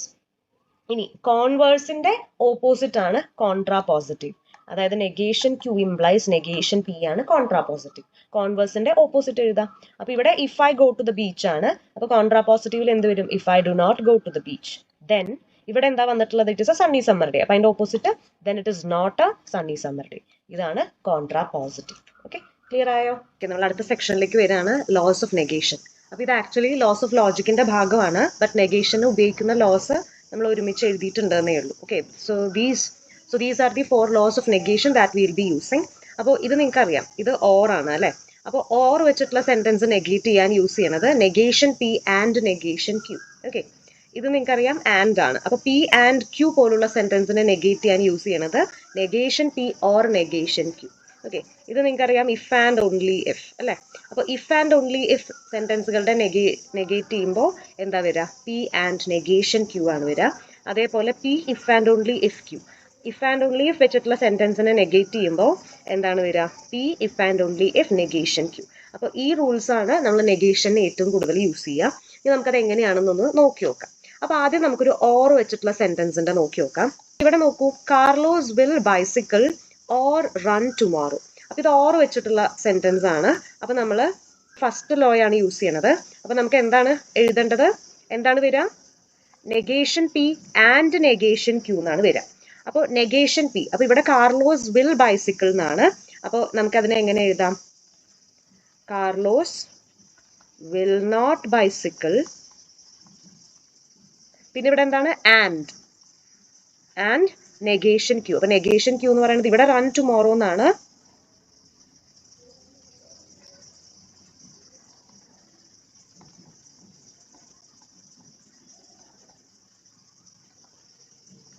ഓക്കെ, അപ്പൊ ഇവിടെ ഓർ ആയിരുന്നു, അതിന് നെഗേറ്റ് ചെയ്യുമ്പോൾ എന്താ വരിക? ആൻഡ് ആണ് വരിക. So what will come? And ആണ് വരിക. അപ്പൊ നമ്മൾ എങ്ങനെ നെഗേറ്റ് ചെയ്യുക? Carlos will not bicycle and she എന്ന് എഴുതിയാലും മതി. And she will not run tomorrow. ഇങ്ങനെയാണ് നെഗേറ്റ് ചെയ്യുക. അല്ലെങ്കിൽ നമുക്ക് വേണമെങ്കിൽ Carlos will neither bicycle nor run tomorrow എന്ന് എഴുതിയാലും തെറ്റില്ല. അല്ലെങ്കിൽ നിങ്ങൾക്ക് ഈ രീതിയിലും ചെയ്യാനായിട്ട് പറ്റും. ഓക്കെ, ഇനി ആൻഡ് വെച്ചിട്ടുള്ള ഒരു സെന്റൻസ്, എങ്ങനെയാണ് നെഗേറ്റ് ചെയ്യാൻ നോക്കാം. ഇവിടെ ആൻഡ് ആണ്. നമുക്കറിയാം Paris is in France and London is in England. ഇതാണ് തന്നിട്ടുള്ള സെന്റൻസ്. അപ്പൊ ആൻഡിനെ നെഗേറ്റ് ചെയ്യുമ്പോൾ negation P or negation Q എന്നാണ് വരിക. അപ്പൊ ഇവിടെ പാരീസ് ഈസ് ഇൻ ഫ്രാൻസ് എന്നാണ്. അപ്പൊ അതിനെ നെഗേറ്റ് ചെയ്യുമ്പോൾ Paris is not in France എന്ന് വരും. ഓക്കെ, ആൻഡ് എന്നുള്ളത് എന്താവും? ഇവിടെ ഓർ ആണ് വരിക. അപ്പൊ നമ്മളിവിടെ ഓർ എന്ന് എഴുതി. പിന്നെ ലണ്ടൻ ഈസ് ഇൻ ഇംഗ്ലണ്ട്. അപ്പൊ അതിന്റെ negation London is not in England. Okay, ശരിയല്ലേ? Negation P or negation Q. അപ്പൊ Paris is not in France or London is not in England. അപ്പൊ ഇങ്ങനെയാണ് ആൻഡ് വെച്ചിട്ടുള്ള സെന്റൻസുകളെ നെഗേറ്റ് ചെയ്യുക. ഓക്കെ, ഇനി അടുത്തത് ഇഫ് ദെൻ അല്ലെ. ഇഫ് ദെന്നിനെ എങ്ങനെ നെഗേറ്റ് ചെയ്യാൻ നോക്കി നോക്കാം. അപ്പൊ നോക്കൂ, ഇവിടെ if it is raining then the game is cancelled. Okay, if കഴിഞ്ഞിട്ട് ഇറ്റ് ഇസ് റെയിനിങ് എന്നുള്ളതാണ് ഫസ്റ്റ് പ്രൊപ്പോസിഷൻ. ദെന്ന് കഴിഞ്ഞിട്ട് ദ ഗെയിം ഇസ് ക്യാൻസൽഡ് എന്നുള്ളതാണ് അടുത്ത പ്രൊപ്പോസിഷൻ. അപ്പൊ അതിന്റെ എന്താണ് നെഗേറ്റഡ് സെന്റൻസ് എങ്ങനെയായിരിക്കണം? പി ആൻഡ് നെഗേഷൻ ക്യൂ എന്നാണ്. P and negation Q. അപ്പൊ പി എന്ന് പറയുമ്പോൾ എന്താ? It is raining. അപ്പൊ നോക്കി നോക്കൂ, ഇറ്റ് ഇസ് റെയിനിങ്. പിന്നെ ഇവിടെ ആൻഡ് ആണ്. അപ്പൊ നമ്മൾ ആൻഡ് എന്ന് എഴുതി. And negation Q. ക്യൂ ഇവിടെ എന്താ? The game is cancelled. അപ്പോൾ അതിന്റെ നെഗേഷൻ the game is not cancelled. അപ്പൊ ഇങ്ങനെയാണ് ഇഫ് ദെൻ അല്ലെങ്കിൽ ഇഫ് പി ദെൻ ക്യൂ ഇംപ്ലിക്കേഷനെ നമ്മൾ നെഗേറ്റ് ചെയ്യും. ഇനി ലാസ്റ്റ് നമുക്ക് നോക്കി നോക്കാം ഇഫ് ആൻഡ് ഓൺലി ഇഫ്. അതിനെ എങ്ങനെ നെഗേറ്റ് ചെയ്യാൻ നോക്കാം. ഇവിടെ നോക്കൂ, he swims if and only if the water is warm. അപ്പോൾ ഹീ സ്വിംസ് എന്നുള്ളത് ആദ്യത്തെ proposition, the water is warm എന്നുള്ളത് അടുത്ത പ്രൊപ്പോസിഷൻ. അപ്പൊ എന്താണ് ആൻസർ വരിക? P if and only if negation Q. Okay, P if and only if negation Q. അപ്പോൾ he swims എന്നുള്ളതാണ് പി, അത് അങ്ങനെ തന്നെ എഴുതി. He swims. പിന്നെ ഇഫ് ആൻഡ് ഓൺലി ഇഫ് ആണ്. ഇഫ് ആൻഡ് ഓൺലി ഇഫ് അങ്ങനെ തന്നെ എഴുതി. പിന്നെ നെഗേഷൻ ക്യൂ ആണ്. അപ്പൊ ഇവിടെ വാട്ടർ ഇസ് വാം എന്നുള്ളതാണ് ക്യൂ. അപ്പൊ അതിന്റെ negation if the water is not warm. അപ്പൊ ഇങ്ങനെയാണ് ഇഫ് ആൻഡ് ഓൺലി ഇഫ് സെന്റൻസുകളെ എന്ത് ചെയ്യാം? നെഗേറ്റ് ചെയ്യുക. അപ്പൊ ഇത്രയും കാര്യങ്ങളാണ് നെഗേഷനിലുള്ളത്. ഓക്കെ, അപ്പോൾ ആൻഡും ഓറും ഇഫ് ദെന്നും ഇഫ് ആൻഡ് ഓൺലി ഇഫും, ഈ 4 റൂൾസ് പഠിച്ചു കഴിഞ്ഞാൽ നിങ്ങൾക്ക് ഇത് വെച്ചിട്ടുള്ള സെന്റൻസുകളെ എളുപ്പത്തിൽ നെഗേറ്റ് ചെയ്യാനായിട്ട് പറ്റും. ലോസ് ഓഫ് ലോജിക്കിന്റെ പാർട്ട് തന്നെയാണ് ഈ നെഗേഷനിൽ നമ്മൾ യൂസ് ചെയ്തിട്ടുള്ള ലോസ് വരുന്നത്. അപ്പോൾ ലോസ് ഓഫ് ലോജിക് എന്ന് പറയുന്നത് ആക്ച്വലി ലോജിക്കിന്റെ വളരെ ഫണ്ടമെന്റൽ ആയിട്ടുള്ള കുറച്ച് ലോസ് ആണ്. അപ്പോൾ നമുക്ക് ഒത്തിരി ഉണ്ട്, ബട്ട് നിർബന്ധമായിട്ടും ഈ ഒരു 10 എണ്ണമെങ്കിലും ഒന്ന് നോക്കി വെക്കാം. അതിൽ തന്നെ നമ്മുടെ ലോ ഓഫ് ഡബിൾ നെഗേഷൻ, അതേപോലെ De Morgan's law, distributive law, identity inverse. Okay, ഇത് റിപ്പീറ്റഡ് ആയിട്ട് പലപ്പോഴും വരാറുള്ളതാണ്. ഇതെങ്കിലും നോക്കി വെക്കണം. Okay, law of double negation എന്ന് പറയുമ്പോൾ negation of negation P is equivalent to P. De Morgan's law നമ്മൾ നെഗേഷൻ പഠിച്ചപ്പോൾ കണ്ടതാണ്.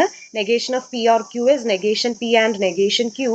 Negation of P and Q is negation P or negation Q. Distributive ലോയും നോക്കുക, എങ്ങനെയാണ് പ്രൊപ്പോസിഷൻസും ഓപ്പറേറ്റേഴ്സും നമ്മൾ ഡിസ്ട്രിബ്യൂട്ട് ചെയ്ത് അപ്ലൈ ചെയ്യണത് എങ്ങനെയാണെന്ന് നോക്കി നോക്കാം. അതേപോലെ identity and inverse, very important, പലപ്പോഴായിട്ടും ഉപയോഗിക്കുന്നതാണ്. അപ്പൊ ഇത്രയും ലോസ് എങ്കിലും നിങ്ങൾ നിർബന്ധമായിട്ടും സ്കിപ്പ് ചെയ്യാണ്ട് പഠിച്ചിരിക്കണം. ഓക്കെ, അപ്പൊ ഇനി ഈ ലോസ് വെച്ചിട്ട് എങ്ങനെയൊക്കെയാണ് ക്വസ്റ്റ്യൻസ് വരിക, അപ്ലൈ ചെയ്യാന്നുള്ളത് നോക്കി നോക്കാം. ഓക്കെ, അപ്പൊ ക്വസ്റ്റ്യൻ ഇതാണ്, prove that the statements are logically equivalent without using truth table. അപ്പോൾ ഇത് ഒരു പ്രൊപ്പോസിഷൻ, ഇത് അടുത്ത പ്രൊപ്പോസിഷൻ, ഇത് രണ്ടും ഈക്വാലന്റ് ആണെന്നാണ് കാണിക്കേണ്ടത്.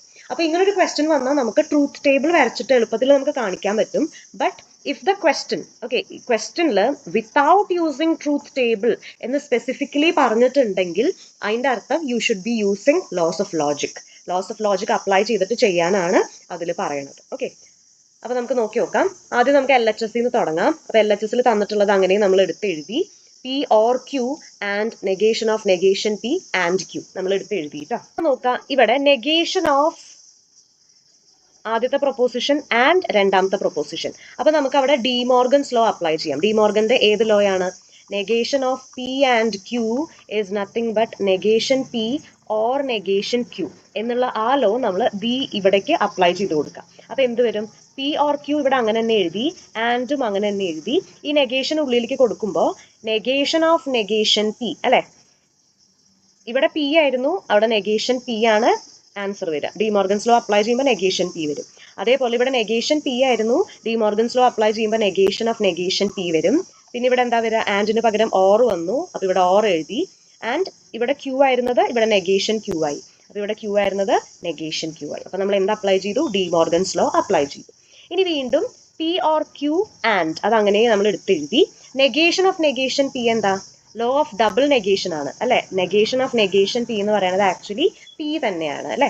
അപ്പൊ നമ്മൾ അവിടെ ഈ നെഗേഷൻ ഓഫ് നെഗേഷൻ പിക്ക് പകരം പി എഴുതി, ഓർ അങ്ങനെ തന്നെ എഴുതി, ആൻഡ് നെഗേഷൻ ക്യൂ. ക്ലിയർ ആയി എന്ന് വിചാരിക്കുന്നു. അവിടുത്തെ ഓപ്പറേറ്ററും കോമൺ ആണ്. പി ഓർ ഇവിടെ ഉണ്ട്, ഇവിടെയും പി ഓർ ഉണ്ട്. അതായത് നമുക്ക് അവിടെ ഡിസ്ട്രിബ്യൂട്ടീവ് ലോ അപ്ലൈ ചെയ്യാം അല്ലെ. അപ്പൊ നമ്മൾ പി ഓർ എന്നുള്ളത് കോമൺ ആയിട്ട് പുറത്തേക്ക് എടുത്തു. ബാക്കി എന്താ ഉള്ളത്? ക്യൂ ആൻഡ് നെഗേഷൻ ക്യൂ ആണുള്ളത്. ഓക്കെ, ക്ലിയർ ആയി എന്ന് വിചാരിക്കുന്നു. ഇനി ഇൻവേഴ്സ് ലോ അപ്ലൈ ചെയ്യാം. ഇൻവേഴ്സ് ലോ അപ്ലൈ ചെയ്യുമ്പോൾ ഇൻവേഴ്സ് ലോയിൽ എന്താ പറയണത്? ഒരു പ്രൊപ്പോസിഷനും അതിന്റെ നെഗേഷനും തമ്മിലുള്ള കൺജങ്ഷൻ എടുത്താൽ അത് കോൺട്രഡിക്ഷൻ ആണ് എന്നാണ് പറയുന്നത്. അപ്പൊ ഇവിടെ നോക്കൂ, ഒരു പ്രൊപ്പോസിഷനും അതിന്റെ നെഗേഷനും തമ്മിലുള്ള കൺജങ്ഷൻ എടുത്താൽ നമുക്ക് എന്താണ് കിട്ടുക? നമുക്ക് കോൺട്രഡിക്ഷൻ ആണ് കിട്ടുക, എഫ് നോട്ട്. അപ്പൊ ഇവിടെ പി ഓർ എഫ് നോട്ട് എന്ന് വന്നു. പി ഓർ എഫ് നോട്ട് എന്ന് വന്നാൽ നമുക്ക് ഐഡന്റിറ്റി ലോ എന്ന് എടുത്ത് നോക്കാം. ഓക്കെ, പ്രൊപ്പോസിഷൻ പിയും ഓറും കോൺട്രഡിക്ഷനും. ഓക്കെ, അപ്പൊ ഇവർ തമ്മിലുള്ള ഡിസ്ജങ്ഷൻ വന്നാൽ നമുക്ക് എന്ത് തന്നെയാണ് കിട്ടുക? പ്രൊപ്പോസിഷൻ പി തന്നെയാണ് കിട്ടുക. ഓക്കെ, അപ്പൊ നമുക്ക് ഇവിടെ പ്രൊപ്പോസിഷൻ പി എന്ന് ആൻസർ ആയിട്ട് കിട്ടി. ഓക്കെ, പ്രൊപ്പോസിഷൻ പി എന്ന ആൻസർ ആയിട്ട് കിട്ടി. അത് തന്നെയാണ് നമുക്ക് കാണിക്കേണ്ടിയിരുന്നത്. അപ്പൊ നമ്മൾ LHS തുടങ്ങി നമ്മൾ RHS എത്തി by applying these laws of logic. And അതുകൊണ്ട് നമുക്കിത് ലോജിക്കലി ഇക്വാലന്റ് ആണ് എന്ന് കൺക്ലൂഡ് ചെയ്യാനായിട്ട് പറ്റും. അടുത്തത് വീണ്ടും ഇതുപോലെ നമുക്ക് ഈ രണ്ട് പ്രൊപ്പോസിഷൻസ് ലോജിക്കലി ഇക്വാലന്റ് ആണ് എന്ന് കാണിക്കണം. അപ്പൊ നമ്മൾ ആദ്യം LHS തുടങ്ങി, negation of P or negation P and Q. Okay, ഇനി ഇത് ആക്ച്വലി നെഗേഷൻ ഓഫ് ആദ്യത്തെ പ്രൊപ്പോസിഷൻ ഓർ രണ്ടാമത്തെ പ്രൊപ്പോസിഷൻ അങ്ങനെയല്ലേ. അപ്പൊ ഡി മോർഗൻസ് ലോ അപ്ലൈ ചെയ്യാൻ പറ്റും. അതായത് negation of P or Q എന്ന് പറയുന്നത് actually negation P and negation Q ആണ്. ആദ്യത്തെ ആളുടെ നെഗേഷൻ ആൻഡ് രണ്ടാമത്തെ ആളുടെ നെഗേഷൻ. അപ്പൊ നമ്മൾ അപ്ലൈ ചെയ്യുമ്പോൾ എന്ത് എഴുതാം? നെഗേഷൻ പി ആദ്യത്തെ ആളുടെ ആൻഡ് ഓർ എന്നുള്ളത് എന്താവും? ആൻഡ് ആവും. പിന്നെ രണ്ടാമത്തെ ആളുടെ നെഗേഷൻ, അതായത് നെഗേഷൻ ഓഫ് ഇവിടെ രണ്ടാമത്തെ ആളെന്ന് പറയുന്നത് നെഗേഷൻ പി ആൻഡ് ക്യൂ ആണ്. ഓക്കെ, അത് നമ്മൾ എഴുതി. ഇനി അടുത്ത സ്റ്റെപ്പിൽ നെഗേഷൻ പി ആൻഡ് എന്നുള്ളത് അങ്ങനെ തന്നെ എഴുതി. ഇവിടെ വീണ്ടും നമുക്ക് ഡി മോർഗൻസ് ലോ അപ്ലൈ ചെയ്യാൻ പറ്റും. രണ്ട് പ്രൊപ്പോസിഷൻസിന്റെ കൺജങ്ഷൻ അവരുടെ നെഗേഷൻ ആണ്. ഓക്കെ, അപ്പോൾ negation of P and Q എന്ന് പറയുന്നത് എന്താ?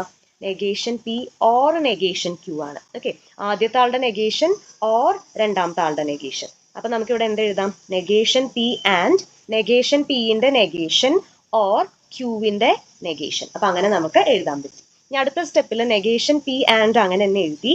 ഇനി ലോ ഓഫ് ഡബിൾ നെഗേഷൻ ഉപയോഗിച്ചു കഴിഞ്ഞാൽ നെഗേഷൻ ഓഫ് നെഗേഷൻ പി എന്ന് പറയുന്നത് പി ആണ്, ഓർ നെഗേഷൻ ക്യൂ അങ്ങനെ തന്നെ നമ്മൾ എഴുതി. ഇനി നമുക്ക് ഈ നെഗേഷൻ പി ആൻഡ് എന്നുള്ളത് ഡിസ്ട്രിബ്യൂട്ടീവ് ലോ അപ്ലൈ ചെയ്തിട്ട് ഉള്ളിലേക്ക് ഡിസ്ട്രിബ്യൂട്ട് ചെയ്ത് കൊടുക്കാം. അപ്പൊ എന്ത് വരും? നെഗേഷൻ പി ആൻഡ് പി എന്നും വരും, or negation P and negation Q എന്നും വരും. ഓക്കെ, അതായത് ഇവിടെയുള്ള സാധനത്തിനെ നമ്മൾ ഇതിന്റെ അകത്തേക്ക് ബ്രാക്കറ്റിന്റെ ഉള്ളിലേക്ക് ഈക്വലി ഡിവൈഡ് ചെയ്ത് കൊടുത്തു. ഓക്കെ, ഇനി ഇൻവേഴ്സ് ലോ അപ്ലൈ ചെയ്യാം. നമുക്കറിയാം ഒരു പ്രൊപ്പോസിഷനും അതിന്റെ നെഗേഷനും തമ്മിലുള്ള കൺജങ്ഷൻ എന്ന് പറയുന്നത് കോൺട്രഡിക്ഷൻ ആണ്. Or negation P and negation Q നമ്മൾ അങ്ങനെ തന്നെ എടുത്ത് എഴുതി. ഓക്കെ, ഇനി ഐഡന്റിറ്റി ലോ അപ്ലൈ ചെയ്യുക. ഐഡന്റിറ്റി ലോ നമുക്കറിയാം, ഒരു പ്രൊപ്പോസിഷനും അതിന്റെ ഒരു പ്രൊപ്പോസിഷനും കോൺട്രഡിക്ഷനും തമ്മിലുള്ള ഡിസ്ജങ്ഷൻ ആണത് അല്ലെ. അപ്പൊ ലോ നോക്കിക്കഴിഞ്ഞാൽ നമുക്കറിയാം, ഒരു പ്രൊപ്പോസിഷനും അതിന്റെ കോൺട്രഡിക്ഷനും തമ്മിലുള്ള ഡിസ്ജങ്ഷൻ എന്ന് പറയുന്നത് നമുക്ക് എന്ത് തന്നെയാണ് കിട്ടുക? ആ പ്രൊപ്പോസിഷൻ തന്നെയാണ് നമുക്ക് കിട്ടുക. അപ്പൊ അത് അപ്ലൈ ചെയ്യുമ്പോൾ നമുക്ക് എന്ത് കിട്ടും? ഈ പ്രൊപ്പോസിഷൻ തന്നെ നമുക്ക് ആൻസർ ആയിട്ട് വരും, അതായത് negation P and negation Q. Okay, so നമ്മളത് ഈ RHS എത്തിയിട്ടുണ്ട്, negation P and negation Q. അപ്പൊ അപ്പോൾ ഇത്രയും ലോസ് അപ്ലൈ ചെയ്തിട്ടാണ് നമ്മൾ അവിടെ വരെ എത്തിയത്. And this is how you should be applying laws of logic to check the logical equivalence. Okay, clear ആയെന്ന് വിചാരിക്കുന്നു. ഇതേപോലെ ലോജിക്കൽ ഇക്വാലൻസ് ചെക്ക് ചെയ്യുന്ന പോലെ കോൺട്രഡിക്ഷൻ ആണോന്നും ടോട്ടോളജി ആണോന്നും എന്നൊക്കെ നമുക്ക് പരിശോധിക്കാൻ പറ്റും by properly in a proper sequence applying the laws of logic.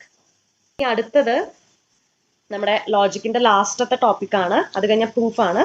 ലോജിക്കിന്റെ ലാസ്റ്റത്തെ ഇമ്പോർട്ടൻ്റ് ആയിട്ടുള്ള ടോപ്പിക്കാണ് rules of inference. Okay, rules of inference. അപ്പോൾ നമുക്ക് നോക്കി നോക്കാം. നമുക്കൊരു ആർഗ്യുമെന്റ് തന്നിട്ടുണ്ടാവും. ഓക്കെ, ആർഗ്യുമെന്റ് എന്ന് പറയുന്നത് സീക്വൻസ് ഓഫ് സ്റ്റേറ്റ്മെന്റ്സ്, ഒരുപാട് സ്റ്റേറ്റ്മെന്റ്സ് തന്നിട്ടുണ്ടാവും നമുക്ക്. അതിൽ അവസാനത്തെ സ്റ്റേറ്റ്മെന്റിനെയാണ് നമ്മൾ കൺക്ലൂഷൻ എന്ന് പറയുക. അതിന് മുമ്പുള്ള എല്ലാത്തിനെയും പ്രെമിസസ് അല്ലെങ്കിൽ ഹൈപ്പോത്തസിസ് എന്നാണ് നമ്മൾ പറയുന്നത്. Okay, argument തന്നിട്ടുണ്ടാവും. ആർഗ്യുമെന്റ് എന്ന് വെച്ചാൽ സീക്വൻസ് ഓഫ് സ്റ്റേറ്റ്മെന്റ്സ് ആണ്. അതിൽ ലാസ്റ്റത്തെ സ്റ്റേറ്റ്മെന്റിനെ കൺക്ലൂഷൻ എന്ന് പറയും. അതിന് മുമ്പുള്ളതൊക്കെ പ്രെമിസസ് അല്ലെങ്കിൽ ഹൈപ്പോത്തസിസ് എന്നാണ് പറയുക. നമ്മുടെ പ്രോസസ്സ് ഇത്രയേ ഉള്ളൂ. Using all the hypothesis or using all the premises നമ്മൾ ചെക്ക് ചെയ്യാണ് whether we will be able to reach the conclusion or not. Okay, അത് ചെക്ക് ചെയ്യുന്ന അല്ലെങ്കിൽ ആ വാലിഡിറ്റി ചെക്ക് ചെയ്യുന്ന ഒരു പ്രോസസ്. ഓക്കെ, അതാണ് നമ്മളിവിടെ ആക്ച്വലി ചെയ്യണത്. And we will B applying rules of inference for that.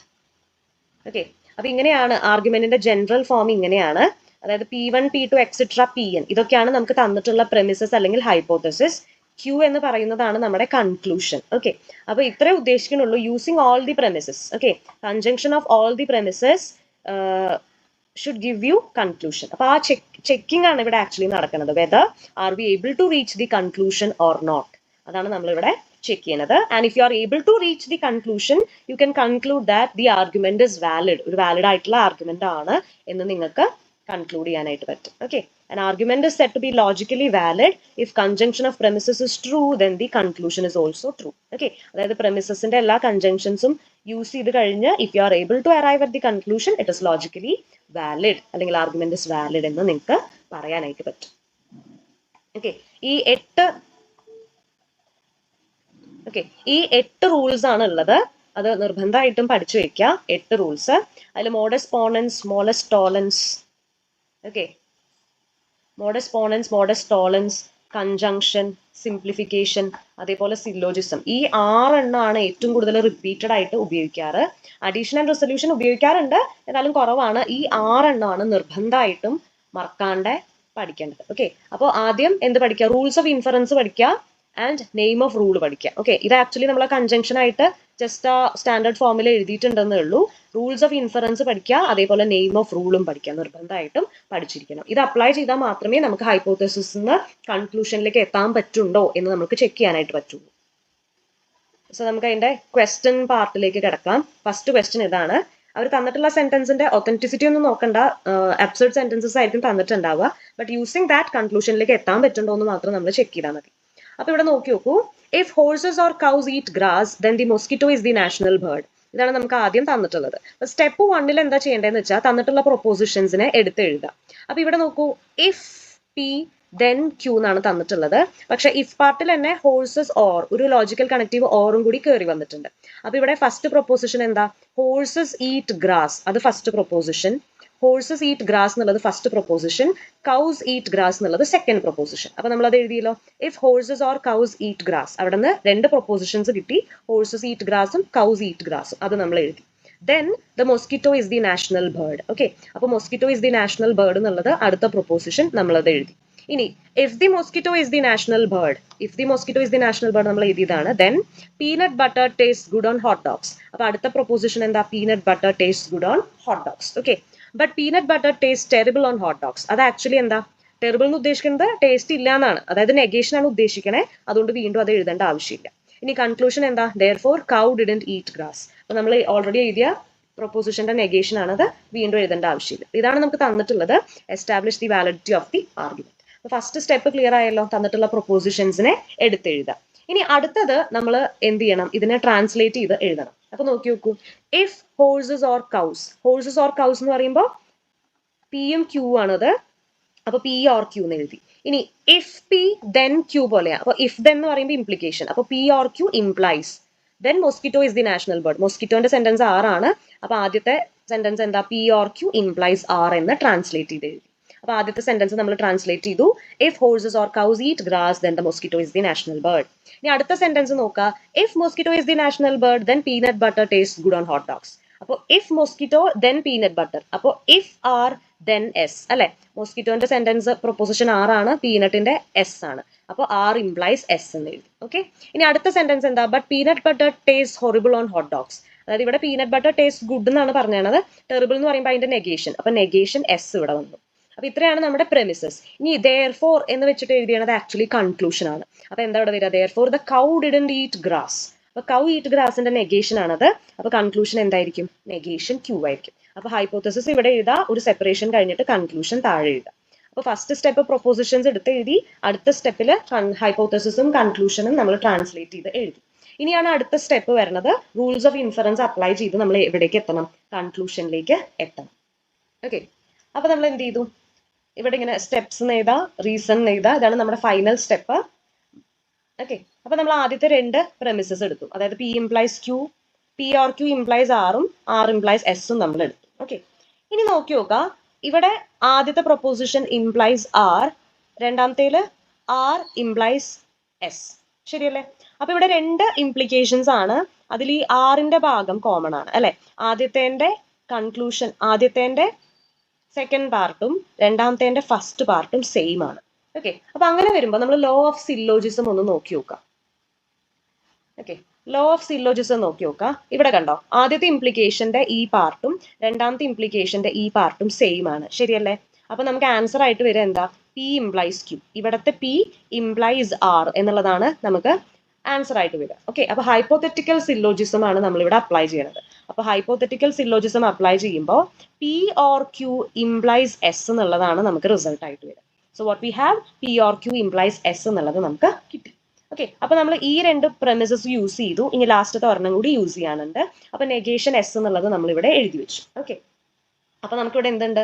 ഒരു ഇംപ്ലിക്കേഷനും ഉണ്ട്, അതിന്റെ ഈ പാർട്ടിന്റെ നെഗേഷനും ആണ് നമുക്ക് ഉള്ളത്, റൈറ്റ്? അപ്പൊ മോഡസ്റ്റ് ടോളൻസ് ഒന്ന് നോക്കി നോക്കാം.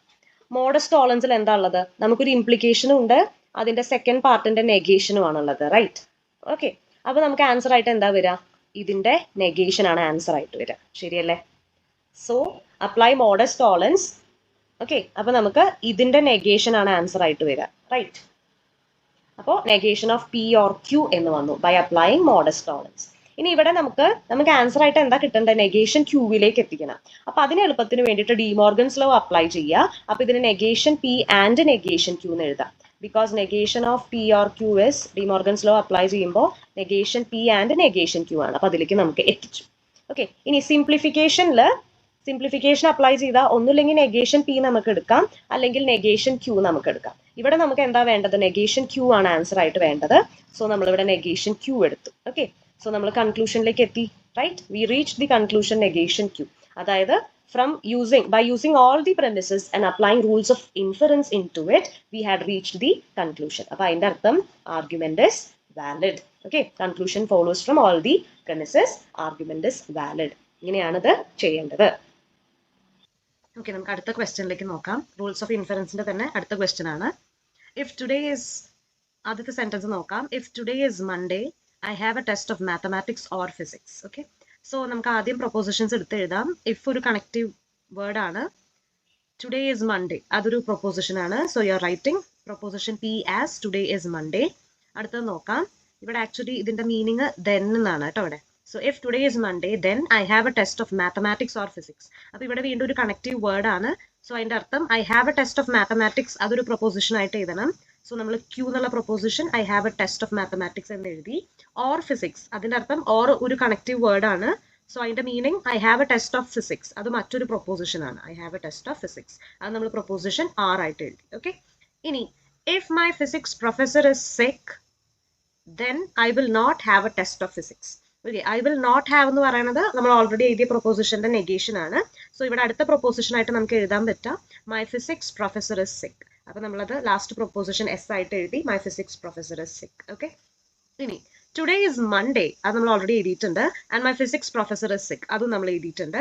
Therefore, ഇതാണ് conclusion part. I have a test of mathematics, അത് നമ്മൾ എഴുതിയിട്ടുണ്ട്. Okay, the argument is valid, ഇതാണ് ക്വസ്റ്റ്യൻ. സോ നമ്മൾ പ്രൊപ്പോസിഷൻസ് എഴുതിയിട്ടുണ്ട്. We have 4 propositions. ഇനി നമുക്ക് ഇതിന്റെ പ്രെമിസസിനെ ട്രാൻസ്ലേറ്റ് ചെയ്യണം, അതേപോലെ തന്നെ കൺക്ലൂഷനും ട്രാൻസ്ലേറ്റ് ചെയ്യണം. ഓക്കെ, സോ നമുക്ക് നോക്കി നോക്കാം. ഇഫ് ടുഡേ ഇസ് മൺഡേ, അതായത് if P, okay, P implies, then I have a test of maths or physics. Then maths or physics, അതായത് then Q or R. Okay, so ആദ്യത്തെ translation എന്ന് പറയുന്നത് P implies Q or R. Okay, ഇനി അടുത്തത് നോക്കാം. If my physics professor is sick, അതായത് if S, okay S ആണ് physics professor is sick. അപ്പോൾ if S implies then I will not have a test of physics. I will not ആണ്, അപ്പൊ negation ആണ്. അപ്പോൾ എസ് ഇംപ്ലൈസ് നെഗേഷൻ ആർ. അപ്പൊ രണ്ടാമത്തെ സെന്റൻസും നമ്മൾ ട്രാൻസ്ലേറ്റ് ചെയ്തു. ഇനി അടുത്തത് നോക്കാം. Today is Monday. Okay, today is Monday എന്ന് പറയുമ്പോൾ പി ആണ്, ആൻഡ്. അപ്പൊ ഇവിടെ കണക്ടിങ് വേർഡ് ആൻഡ് ആണ്, അപ്പൊ നമ്മളിവിടെ കൺജങ്ഷൻ ആണ് യൂസ് ചെയ്യണത്. ഫിസിക്സ് പ്രൊഫസർ ഇസ് സിക്ക്. ഓക്കെ, അപ്പൊ പി ആൻഡ് എസ് ആണ് നമ്മുടെ ലാസ്റ്റത്തെ പ്രെമിസസ് ആയിട്ട് വരുന്നത്. ഇനി കൺക്ലൂഷൻ നോക്കാം. therefore I have a test of mathematics. therefore, അപ്പൊ therefore Q എന്നാണ് വരിക. ഓക്കെ, സോ നമ്മൾ ആദ്യം പ്രൊപ്പോസിഷൻസ് എടുത്ത് എഴുതി തന്നിട്ടുള്ള സെന്റൻസ് എങ്ങനെയാണോ ഏതൊക്കെ ലോജിക്കൽ കണക്റ്റീവ്സ് ആണ് ഉപയോഗിച്ചിട്ടുള്ളത് അതിനനുസരിച്ച് നമ്മൾ ട്രാൻസ്ലേറ്റ് ചെയ്തു. ഇനിയാണ് നമ്മുടെ മെയിൻ ഗെയിം വരുന്നത്. റൂൾസ് ഓഫ് ഇൻഫറൻസ് അപ്ലൈ ചെയ്ത് നമ്മൾ കൺക്ലൂഷനിലേക്ക് എത്തിക്കണം. ഓക്കെ, സോ അതിന് വേണ്ടിയിട്ട് നമ്മളിവിടെ ആദ്യം മൂന്നാമത്തെ പ്രമിസിൽ നിന്നാണ് സ്റ്റാർട്ട് ചെയ്യുന്നത്. ബിക്കോസ് നിങ്ങൾക്ക് നോക്കിയാൽ അറിയാം ഏറ്റവും സിമ്പിൾ ആയിട്ടുള്ള പ്രമിസസ് മൂന്നാമത്തെയാണ്. ഓക്കെ, ആൻഡ് നമുക്ക് ക്യൂ എന്നുള്ള റിസൾട്ടിലേക്കാണ് എത്തിക്കേണ്ടത്. ഓക്കെ, അപ്പോൾ ഇവിടെ നമുക്ക് എല്ലാ പ്രമിസസും യൂസ് ചെയ്യണമെന്നേ ഉള്ളൂ. യൂസ് ചെയ്തിട്ട് കൺക്ലൂഷനിലേക്ക് എത്തുന്നുണ്ടോ എന്ന് ചെക്ക് ചെയ്യാം. There is no order that ഇന്ന പ്രമിസസ് ആദ്യം യൂസ് ചെയ്യണം, അങ്ങനെയൊന്നുമില്ല. ഇഷ്ടമുള്ള ഓർഡറിൽ നിങ്ങൾക്ക് ചൂസ് ചെയ്യാം. അപ്പൊ ഇവിടെ മൂന്നാമത്തെ പ്രമിസാണ് ആദ്യമായിട്ട് എഴുതുന്നത്. ഓക്കെ, ഇനി സിംപ്ലിഫിക്കേഷൻ റൂൾ അപ്ലൈ ചെയ്താൽ ഞാൻ പറഞ്ഞു ഇപ്പോൾ പി ആൻഡ് ക്യൂ എന്നാണ് നമുക്ക് കിട്ടിയിട്ടുള്ളത് എന്ന് വിചാരിക്കാം. അപ്പൊ സിംപ്ലിഫിക്കേഷൻ റൂൾ അപ്ലൈ ചെയ്യുകയാണെങ്കിൽ നമുക്ക് ഒന്നില്ലെങ്കിൽ പി അല്ലെങ്കിൽ ക്യൂ നമുക്ക് എടുക്കാം. നമുക്ക് എന്താണോ റിസൾട്ട് വേണ്ടത് അതിനനുസരിച്ച് യു ക്യാൻ ചൂസ്. നമുക്ക് അതിനെ സിംപ്ലിഫൈ ചെയ്ത് പി വേണമെങ്കിൽ പി മാത്രമായിട്ട് എക്സ്ട്രാക്ട് ചെയ്യാം, അല്ലെങ്കിൽ ക്യൂ മാത്രമായിട്ട് എക്സ്ട്രാക്ട് ചെയ്യാം. അപ്പൊ ഇവിടെ സിംപ്ലിഫിക്കേഷൻ അപ്ലൈ ചെയ്യുമ്പോൾ ഇതിൽ സിംപ്ലിഫിക്കേഷൻ അപ്ലൈ ചെയ്യുമ്പോൾ ഒന്നില്ലെങ്കിൽ നിങ്ങൾക്ക് പി യൂസ് ചെയ്യാം അല്ലെങ്കിൽ എസ് യൂസ് ചെയ്യാം. ഓക്കെ, സോ രണ്ടും നിങ്ങൾക്ക് സിംപ്ലിഫൈ ചെയ്ത് കിട്ടും. അപ്പൊ പിയും എസും നമുക്ക് സിംപ്ലിഫിക്കേഷൻ അപ്ലൈ ചെയ്യുന്നതിലൂടെ ലഭിക്കും. ഓക്കെ, അപ്പൊ നമ്മളത് മാറ്റി വെച്ചു. ഇനി അടുത്ത പ്രമിസ്, ആദ്യത്തെ പ്രമിസാണ് ഞാൻ യൂസ് ചെയ്യണേ. അത് ഞാനിവിടെ എഴുതി. ഓക്കെ, അപ്പൊ ആദ്യത്തെ പ്രമിസിൽ ഇവിടെ പി ഉണ്ട്, ക്യൂ ഉണ്ട്, ആർ ഉണ്ട്. ഓക്കെ, അപ്പോൾ ഈ രണ്ടാമത്തേൽ എനിക്ക് കിട്ടിയതിൽ പി ഉണ്ട് ആൻഡ് ഫോർത്ത് വണ്ണും എനിക്ക് യൂസ് ചെയ്യാം അല്ലെ. തേർഡ് വൺ ഞാൻ യൂസ് ചെയ്യാത്തത് ബിക്കോസ് എസ് വേറെ എവിടെ ഇല്ലാത്തതുകൊണ്ട്. ഓക്കെ, 2ലും 4ലും നോക്കിക്കഴിഞ്ഞാൽ നിങ്ങൾക്ക് പി ഉണ്ട്. So there is a possibility that എന്തെങ്കിലും റൂൾ നിങ്ങൾക്ക് അപ്ലൈ ചെയ്യാൻ പറ്റും. ഓക്കെ, സോ നോക്കി നോക്കാം. ഇവിടെ P implies Q or R ആണ്. ഓക്കെ, ഇവിടെ പി ഉണ്ട്, അതേപോലെ ഇവിടെ പി ആണ്. പി കോമൺ ആയിട്ട് വന്നിട്ടുണ്ട് ആൻഡ് ഈ ഭാഗത്ത് ഇവിടെ ഇംപ്ലിക്കേഷൻ ആണ് വന്നിട്ടുള്ളത്. അപ്പൊ നമ്മൾ പഠിച്ചിട്ടുള്ള റൂൾസ് നോക്കി നോക്കാം. ഇവിടെ മോഡസ് പോണൻസ് ആണ് ഇവർ പറയണേ. നമുക്ക് നോക്കി നോക്കാം. ഓക്കെ, മോഡസ് പോണൻസ് എന്ന് പറയുമ്പോൾ എന്താണ്? ഒരു പ്രൊപ്പോസിഷനും അത് യൂസ് ചെയ്തിട്ടുള്ള ഒരു ഇംപ്ലിക്കേഷനും ആണ് വന്നിട്ടുള്ളത്. And as a result you will get Q as the answer. അതായത് ഇംപ്ലിക്കേഷന്റെ ഈ ഭാഗമാണ് നിങ്ങൾക്ക് അതിന്റെ റിസൾട്ട് ആയിട്ട് വരിക. ഓക്കെ, സോ നിങ്ങൾ അപ്ലൈ ചെയ്യുമ്പോൾ ഇവിടെ ഒരു ഇംപ്ലിക്കേഷൻ ആണ്, ഇവിടെ ഒരു പ്രൊപ്പോസിഷൻ പി ആണ്. സോ അതിന്റെ റിസൾട്ട് ആയിട്ട് ക്യൂ ഓർ ആർ ആണ് വരിക. അപ്പൊ നമ്മൾ അതിവിടെ എഴുതി വെച്ചു. So using modus ponens you will get Q or R. Okay, ഇനി ഇവിടെ നമ്മൾ ഒരു ഹൈപ്പോത്തസിസ് മാത്രമാണ് യൂസ് ചെയ്യാൻ ബാക്കിയുള്ളത്. സോ അത് നമ്മൾ എടുത്ത് എഴുതാണ്. S implies negation R. അപ്പൊ എസ് ഇംപ്ലൈസ് നെഗേഷൻ ആർ ഇവിടെ എഴുതി. അത് ഒരു പ്രമിസ് ആണ്, നമ്മൾ എടുത്ത് എഴുതി. ഓക്കെ, അപ്പൊ ഇവിടെ എസ് ഇംപ്ലൈസ് നെഗേഷൻ ആർ ഉണ്ട്, ഇവിടെ ഒരു എസ് ഉണ്ട്. അതേപോലെ ഈ തേർഡ് വൺ നമ്മൾ യൂസ് ചെയ്തിട്ടില്ല, ഇതും എസ് ആണ്, റൈറ്റ്. അപ്പൊ ഇവിടെ അഗെയിൻ നമ്മുടെ മോഡസ് പോണൻസ് അപ്ലൈ ചെയ്യാം. ഓക്കെ, മോഡസ് പോണൻസ് എന്ന് പറയുമ്പോൾ പി ഇംപ്ലൈസ് ക്യൂ ഉണ്ട്, പി യു ഉണ്ട് എന്നുണ്ടെങ്കിൽ റിസൾട്ട് ആയിട്ട് നമുക്ക് ക്യൂ ആണ് എഴുതാൻ പറ്റുക. അപ്പൊ ഇവിടെ എസ് ഇംപ്ലൈസ് നെഗേഷൻ ആറും ഉണ്ട്, എസും ഉണ്ട്. സോ റിസൾട്ട് ആയിട്ട് നെഗേഷൻ ആറാണ് നമുക്ക് കിട്ടുക. ഇനി നോക്കാം, ഇവിടെ നമുക്കൊരു ക്യൂ ഓർ ആറും ഉണ്ട്, ഇവിടെ നെഗേഷൻ ആറും ഉണ്ട്. Is there any possibility to combine them both? നമുക്ക് നോക്കി നോക്കാം. ഇവിടെ ഡിസ്ജങ്ഷൻ ആണ്, ഈ രണ്ടാമത്തെ ആളുടെ നെഗേഷൻ ആണ് ഇവിടെ വന്നിട്ടുള്ളത്. ഓക്കെ, അപ്പൊ നമുക്ക് നോക്കി നോക്കാം. ഡിസ്ജങ്ക്റ്റീവ് സില്ലോജിസത്തിൽ ഇവിടെ ഓർ ആണ്, അതേപോലെ ആദ്യത്തെ ആളുടെ നെഗേഷൻ ആണ് താഴെ വന്നിട്ടുള്ളത്. So the result will be Q. Okay, അപ്പൊ നമുക്ക് നോക്കി നോക്കാം അത് നമുക്കത് അപ്ലൈ ചെയ്യാൻ പറ്റുമോ നോക്കി നോക്കാം. Here we have Q or R, പിന്നെ നമുക്ക് നെഗേഷൻ ആറും ആണ് താഴെ ഉള്ളത്. അപ്പൊ നമ്മുടെ റൂൾ ഇതാണ്, പി ഓർ ക്യൂവും നെഗേഷൻ പിയും and the result will be Q. ഇതാണ് നമുക്ക് സില്ലോജിസം റൂളിൽ വന്നിട്ടുള്ളത്. സോ നമ്മുടെ കയ്യിലുള്ളത് എന്താണ്? ക്യൂ ഓർ ആർ ആണ്, അല്ലെ. അപ്പോൾ ഇവിടെ ഒരു പ്രൊപ്പോസിഷനും അതിന്റെ നെഗേഷനും ആണ് വന്നിട്ടുള്ളത്. അപ്പൊ ഇവിടെ നോക്കുമ്പോൾ നമുക്കറിയാം ഇവിടെ ഒരു പ്രൊപ്പോസിഷനും അതിന്റെ നെഗേഷനും ആണ് താഴെ വന്നിട്ടുള്ളത്. സോ റിസൾട്ട് വിൽ ബി എന്തായിരിക്കും? റിസൾട്ട് വിൽ ബി ക്യൂ ആയിരിക്കും. അപ്പൊ നമുക്കത് അപ്ലൈ ചെയ്യുമ്പോൾ ഇവിടെ ക്യൂ എന്നുള്ള ആൻസർ കിട്ടി. Okay, by applying disjunctive syllogism we have reached at the conclusion Q. അതാണ് നമുക്ക് വേണ്ട കൺക്ലൂഷൻ. സോ ദെയർഫോർ നമുക്ക് കൺക്ലൂഡ് ചെയ്യാം this argument is logically valid. ഇനി അതേപോലെ അടുത്തൊരു ക്വസ്റ്റ്യൻ നോക്കാം. Rita is baking a cake. Okay, അപ്പൊ അതൊരു പ്രൊപ്പോസിഷൻ ആണ്. ഡയറക്റ്റ് ആയിട്ട് നമുക്ക് എഴുതി. പി എന്ന് പറയുന്നത് Rita is baking a cake. ഇനി if Rita is baking a cake then she is not practising her flute. അപ്പൊ അടുത്ത proposition Rita is practising her flute. ഇവിടെ നെഗേഷൻ ആയിട്ടാണ് തന്നിട്ടുള്ളത്, നോട്ട്. ബട്ട് നമ്മൾ പ്രൊപ്പോസിഷൻ എഴുതുമ്പോൾ പോസിറ്റീവ് ആയിട്ടാണ് എഴുതേണ്ടത്, നെഗറ്റീവ് ഇത് എഴുതാൻ പാടില്ല. ഓക്കെ, അപ്പൊ Rita is practising her flute എന്നുള്ളത് നമ്മൾ എഴുതി.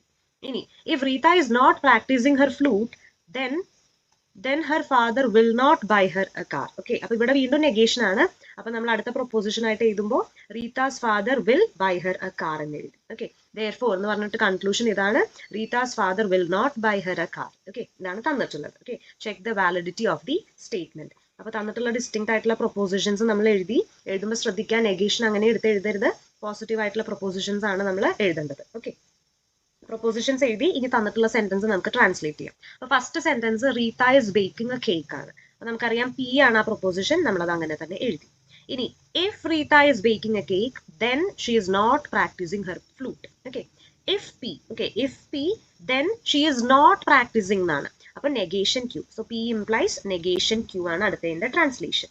ഇനി if Rita is not practising her flute, അതായത് negation Q, not practising, then her father will not buy a car. Okay, implies then ആണ്, if then ആണ്. അപ്പൊ implies will not buy car എന്നാണ്. അപ്പൊ implies negation are. ഇതാണ് മൂന്നാമത്തെ premise. നമ്മൾ translate ചെയ്തു. ഇനി കൺക്ലൂഷൻ നോക്കി നോക്കാം. therefore Rita's father will not buy her a car. അപ്പൊ negation are ആണ് കൺക്ലൂഷൻ ആയിട്ട് വന്നിട്ടുള്ളത്. അപ്പൊ നമ്മൾ പ്രൊപ്പോസിഷൻസ് എടുത്ത് എഴുതി, premises and conclusion നമ്മൾ ട്രാൻസ്ലേറ്റ് ചെയ്തു. ഇനി നമുക്ക് റൂൾസ് ഓഫ് ഇൻഫറൻസ് അപ്ലൈ ചെയ്ത് നോക്കി നോക്കാം whether you are getting the conclusion or not. നമ്മൾ എന്താ ചെയ്യണേന്ന് വെച്ചാൽ രണ്ടാമത്തെയും മൂന്നാമത്തെയും പ്രമിസസ് നമ്മൾ എടുത്ത് എഴുതി. രണ്ടാമത്തെയും മൂന്നാമത്തെയും നമ്മൾ എഴുതി. പി ഇംപ്ലൈസ് നെഗേഷൻ ക്യൂവും നെഗേഷൻ ക്യൂ ഇംപ്ലൈസ് നെഗേഷൻ ആറും ആണ് കേട്ടോ. അപ്പൊ നമുക്ക് ഇവിടെ ലോ ഓഫ് സില്ലോജിസം അപ്ലൈ ചെയ്യാൻ പറ്റും. ഓക്കെ, 2ലും 3ലും നമുക്ക് ലോ ഓഫ് സില്ലോജിസം അപ്ലൈ ചെയ്യാൻ പറ്റും. അതായത് പി ഇംപ്ലൈസ് ക്യൂവും ക്യൂ ഇംപ്ലൈസ് ആറും ആണെങ്കിൽ നമുക്കറിയാം ഇവിടെ ക്യൂ ആണ് കോമൺ ആയിട്ടുള്ളത്. അപ്പൊ ആൻസർ പി ഇംപ്ലൈസ് ആറായിട്ടാണ് വരിക. ഇവിടെ നിങ്ങൾക്ക് അറിയാം നെഗേഷൻ ക്യൂ കോമൺ ആണ്. അപ്പൊ പി ഇംപ്ലൈസ് നെഗേഷൻ ആറാണ് ആൻസർ ആയിട്ട് വരിക. Okay, so law of syllogism apply ചെയ്തു. We got P implies negation R. Okay, ഇനി ആദ്യത്തെ പ്രൊപ്പോസിഷൻസ് നമ്മൾ എടുത്ത് എഴുതാം. ഇനി 1ഉം ഈ 4ഉം നമുക്ക് കമ്പൈൻ ചെയ്യാൻ പറ്റുമോ എന്ന് നോക്കി നോക്കാം. അപ്പൊ നമുക്ക് എന്താണുള്ളത്, ഒരു പ്രൊപ്പോസിഷനും ഉണ്ട്, പി ഇംപ്ലൈസ് നെഗേഷൻ ആർ, അതിന്റെ ഒരു ഇംപ്ലിക്കേഷനും ഉണ്ട്. റൈറ്റ്, ഒരു ഇംപ്ലിക്കേഷനും അതിന്റെ ഒരു പ്രൊപ്പോസിഷനുമാണ് നമ്മുടെ കയ്യിൽ ഉള്ളത്. അപ്പൊ നമുക്കറിയാം ഈ പി പാർട്ട് കോമൺ ആയിട്ടാണ് വന്നിട്ടുള്ളത്.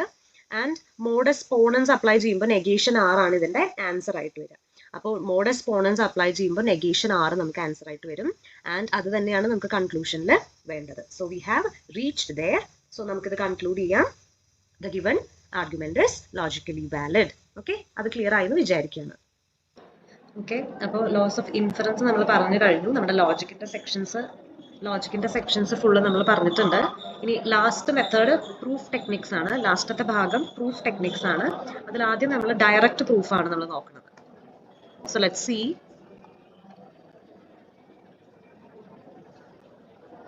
നമുക്ക് ഡയറക്റ്റ് ക്വസ്റ്റ്യനിലേക്ക് തന്നെ പോവാം. Use a direct proof to show that sum of 2 odd integers is even. Okay, അപ്പൊ 2 odd ഇന്റിജേഴ്സിന്റെ സമ്മ് ഈവൺ ആണെന്നാണ് നമുക്ക് കാണിക്കേണ്ടത്. സോ അതിന് വേണ്ടിയിട്ട് we are taking A and B, let them be 2 odd integers നമ്മൾ എടുത്തു. ഓക്കെ, സോ ഓഡ് ആണെങ്കിൽ you can write, അതെ അല്ലെ, നമ്മൾ ഈവൺ ആണെങ്കിൽ you can write it as 2k, odd ആണെങ്കിൽ we will write it as 2k plus 1. ശരിയല്ലേ? Okay, if it is a multiple of 2 it is even, if it is a multiple of 2 plus 1 then it is odd. ഇങ്ങനെയാണ് in general നമ്മൾ even and odd നമ്പേഴ്സിനെ represent ചെയ്യുക. So ഇവിടെ എയും ബിയും odd integers ആണ്. So therefore a equal to 2s plus 1 എന്നും b equal to 2t plus 1 എന്നും നമ്മൾ റെപ്രസെന്റ് ചെയ്തു. where s and t be some integers. Okay, അങ്ങനെയാണെങ്കിൽ we need to get the sum of 2 integers. അപ്പോൾ a plus b നോക്കാം. a plus b എന്ന് പറയുന്നത് എന്തായിരിക്കും? 2s plus 1 plus 2t plus 1 ആയിരിക്കും. അതിനെ നമുക്ക് എങ്ങനെ എഴുതാം?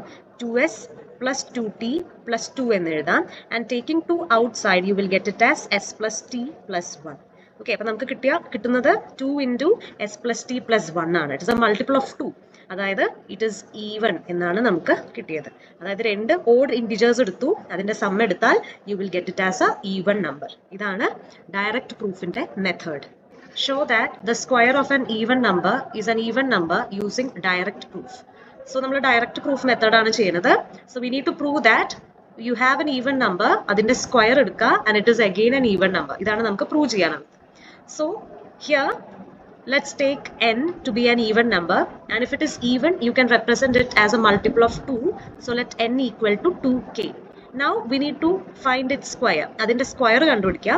So n square will be 2k the whole square, which is nothing but 4k square. 4k square can be written as a multiple of 2 again, which is 2 into 2k square, which is again even. So therefore we can conclude that square of an even number is an even number. So idana direct proof method. നമുക്ക് എന്താണോ തന്നിട്ടുള്ളത് അത് വെച്ച് തുടങ്ങി അതിന്റെ കൺക്ലൂഷനിലേക്ക് എത്തുന്ന ഒരു direct proof method ആണ് നമ്മളിപ്പോൾ കണ്ടത്. സോ അടുത്ത പ്രൂഫ് ടെക്നിക് എന്ന് പറയുന്നത് പ്രൂഫ് ബൈ കോൺട്രാപൊസിഷൻ ആണ്. അതായത് the logic behind this is we will be given an implication P implies Q, and we know that the implication is equivalent to its contrapositive statement, which is negation Q implies negation P. അപ്പോൾ ഈ ഒരു logic use ചെയ്തിട്ടാണ് നമ്മളിവിടെ proof by കോൺട്രാപൊസിഷനിൽ will be proving it. So നമുക്ക് നോക്കി നോക്കാം. Here the question is prove that if n is an integer and 5n plus 2 is odd, then n is odd. അപ്പോൾ ഇവിടെ ഇതാണ് P എന്നുള്ള പ്രൊപ്പോസിഷൻ എന്ന് വിചാരിക്കുക, ആൻഡ് n is Q എന്നുള്ളത് Q എന്നുള്ള പ്രൊപ്പോസിഷൻ ആണെന്ന്, n is odd എന്നുള്ളത് Q എന്നുള്ള പ്രൊപ്പോസിഷൻ ആണെന്ന് വിചാരിക്കുക. So what is the given implication? The given implication is if 5n plus 2 is odd, then n is odd. So you will be given an implication in the question, and the first step is write its contrapositive. So contrapositive is given by negation Q implies negation P, which is nothing but negation of Q and the n is odd ennulladaanu ivide Q tannittulladu. So negation of Q will be if n is even, n is not odd ennu parayumbo n is even, then negation P. P ennu parayanathu ivide endana? P ennu parayanathu ivide 5n plus 2 is odd aanu. So negation P ennu parayunnathu it is actually then 5n plus 2 is even. Not odd ennu parayumbo it is even. So we are given P implies Q in the question, and we are writing its contrapositive first.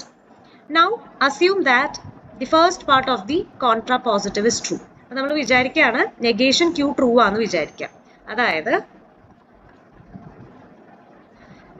Negation Q true ആണ് എന്ന് നമ്മൾ ആദ്യം assume ചെയ്യണം. Okay, അപ്പോൾ negation Q എന്താ? n is even. അപ്പോൾ നമ്മൾ assume ചെയ്യണത് n is even ആണെന്ന് അസ്യൂം ചെയ്യുക. അതായത് n is equal to 2k ആണ് എന്ന് നമ്മൾ അസ്യൂം ചെയ്തു.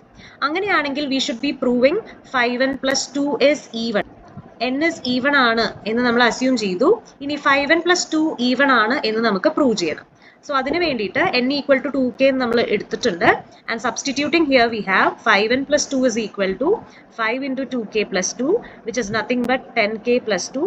ആൻഡ് അതിനെ നമുക്ക് multiple of 2 ആയിട്ട് എഴുതാൻ പറ്റും, 2 into 5k plus 1. So it is a multiple of 2. So therefore you can conclude 5n plus 2 is even. അതായത് നമ്മുടെ കോൺട്രാപോസിറ്റീവിന്റെ നെഗേഷൻ P എന്ന് പറയുന്നത് ട്രൂ ആണെന്ന് കിട്ടി. So we had begin with negation Q, and നമ്മൾ അത് ട്രൂ ആണെന്ന് അസ്യൂം ചെയ്തു വന്നപ്പോൾ നമ്മുടെ കൺക്ലൂഷൻ ആയിട്ട് നെഗേഷൻ P യിലേക്കാണ് നമ്മൾ എത്തിയത്, and we got negation P is true. അതായത് negation P implies negation Q implies negation P true ആണ്, കോൺട്രാപോസിറ്റീവ് ട്രൂ ആണ്.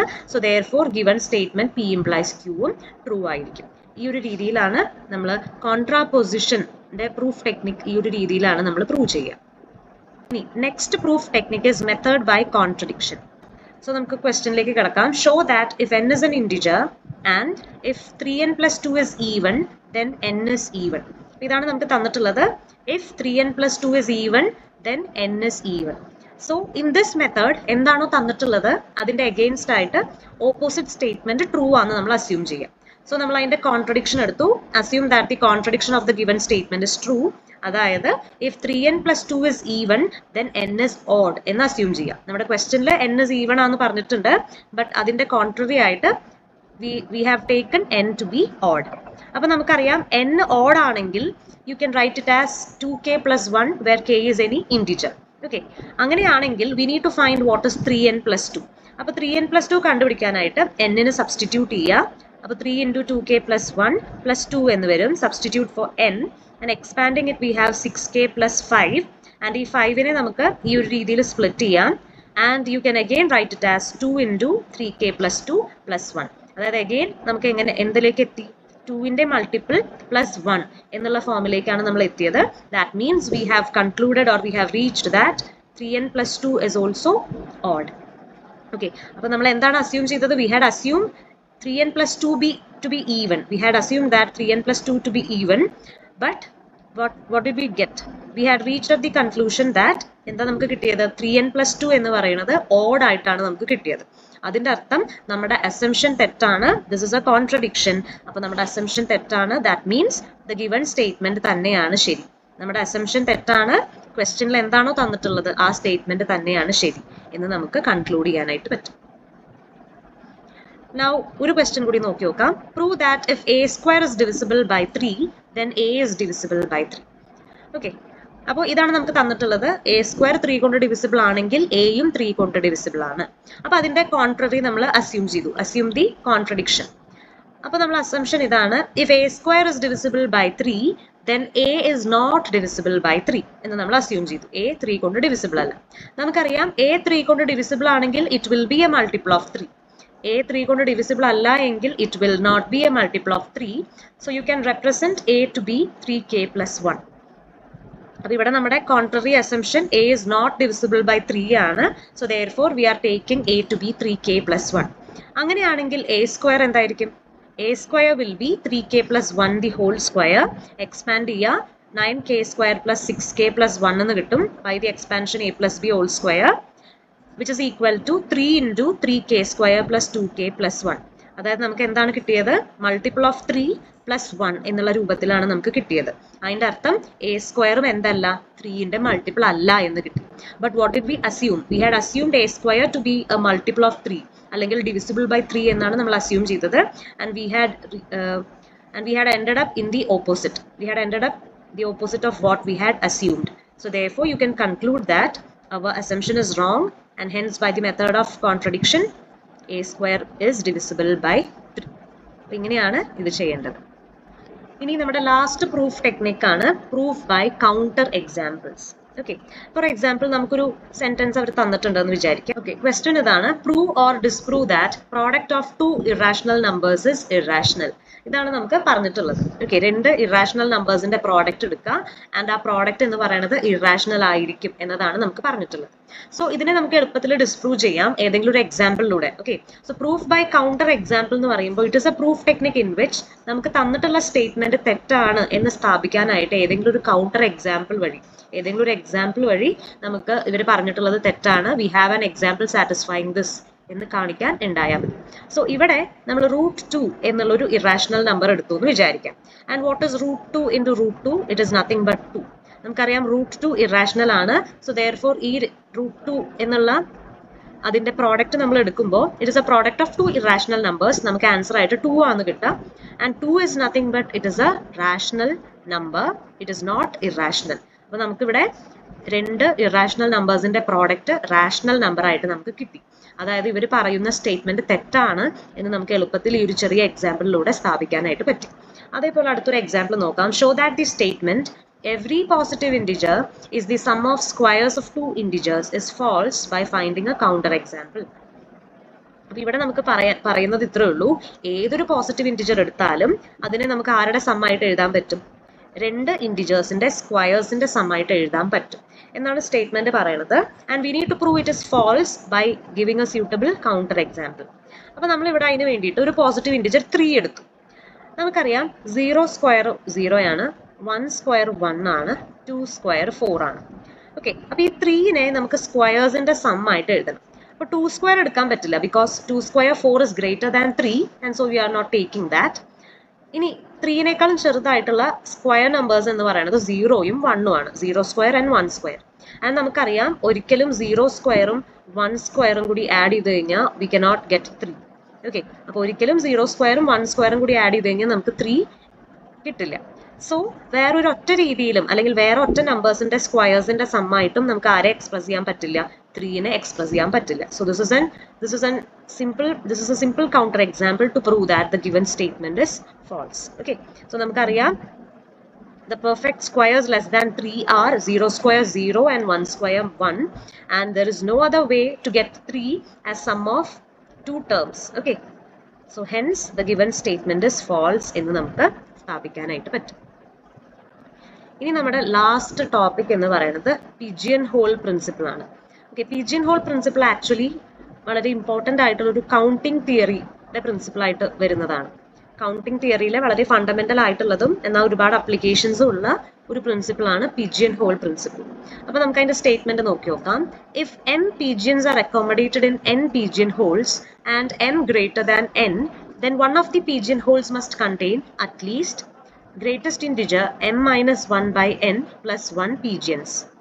അപ്പോൾ ഇതാണ് അതിന്റെ സ്റ്റേറ്റ്മെന്റ്.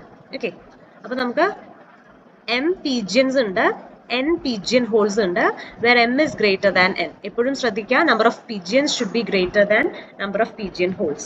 അപ്പൊ അങ്ങനെയാണെന്നുണ്ടെങ്കിൽ ഏതെങ്കിലും ഒരു പീജിയൻ ഹോളിൽ അറ്റ്ലീസ്റ്റ് എത്ര പീജിയൻസ് ഉണ്ടാവും എന്ന് നമുക്ക് ഈ ഒരു ഫോർമുലയിലൂടെ കണ്ടുപിടിക്കാനായിട്ട് പറ്റും. ഓക്കെ, അതായത് ഇത്രയും ആലോചിച്ചാൽ മതി. ഇറ്റ് ഈസ് ലൈക്ക് നമുക്ക് m ഐറ്റംസ് ഉണ്ട്, n കണ്ടെയ്നേഴ്സ് ഉണ്ട്.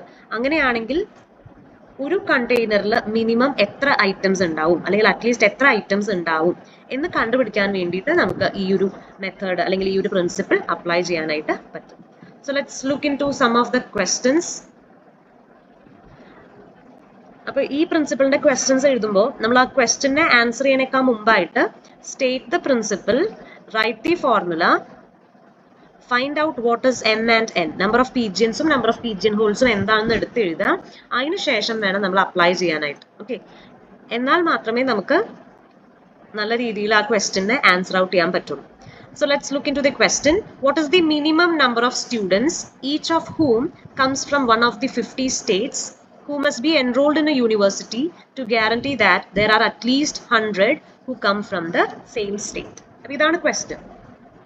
അപ്പോൾ ഇവിടെ നമുക്ക് മിനിമം നമ്പർ ഓഫ് സ്റ്റുഡൻസിന്റെ എണ്ണം നമുക്ക് കണ്ടുപിടിക്കണം. അതായത് നമ്പർ ഓഫ് പീജിയൻസിന് പകരം ഇവിടെ ഉള്ളത് നമ്പർ ഓഫ് സ്റ്റുഡൻസ് ആണ്, അതായത് എം നമുക്ക് തന്നിട്ടില്ല, എം ആണ് നമുക്ക് കണ്ടുപിടിക്കാനായിട്ടുള്ളത്. ഇനി നമുക്കറിയാം പീജിയൻ ഹോൾസ് എന്ന് വെച്ചാൽ പീജിയന്റെ നെസ്റ്റ്. നമുക്കറിയാം ഓരോ പീജിയനും ഓരോ പീജിയൻ ഹോൾ ഉണ്ടാവും. അതേ രീതിയിൽ ഓരോ സ്റ്റുഡൻസും they will be coming from any one of the states. അപ്പോൾ പീജിയൻ ഹോൾസിന് പകരം ഇവിടെ ഉള്ളത് സ്റ്റേറ്റ്സ് ആണ്. അപ്പോൾ നമുക്ക് number of pigeon holes n ഇവിടെ തന്നിട്ടുണ്ട്, 50 സ്റ്റേറ്റ്സ് ആണ്. അപ്പോൾ n is equal to 50. And ഇവിടെ മിനിമം നമ്പറും അവർ തന്നിട്ടുണ്ട്. And using that we need to find m. Okay, ഇവിടെ at least 100 will come from the same state. അതായത് ഒരേ കൂട്ടിൽ നിന്ന് ഇത്ര പീജിയൻസ് എങ്കിലും വരും എന്ന് പറയുന്നത് പോലെ ഒരേ സ്റ്റേറ്റിൽ നിന്ന് അറ്റ്ലീസ്റ്റ് 100 സ്റ്റുഡൻസ് എങ്കിലും ഉണ്ടാകും എന്നതാണ് ഇതിൽ പറയുന്നത്. അതായത് മിനിമം നമ്പർ എന്ന് പറയുമ്പോൾ ഗ്രേറ്റസ്റ്റ് ഇൻഡിജർ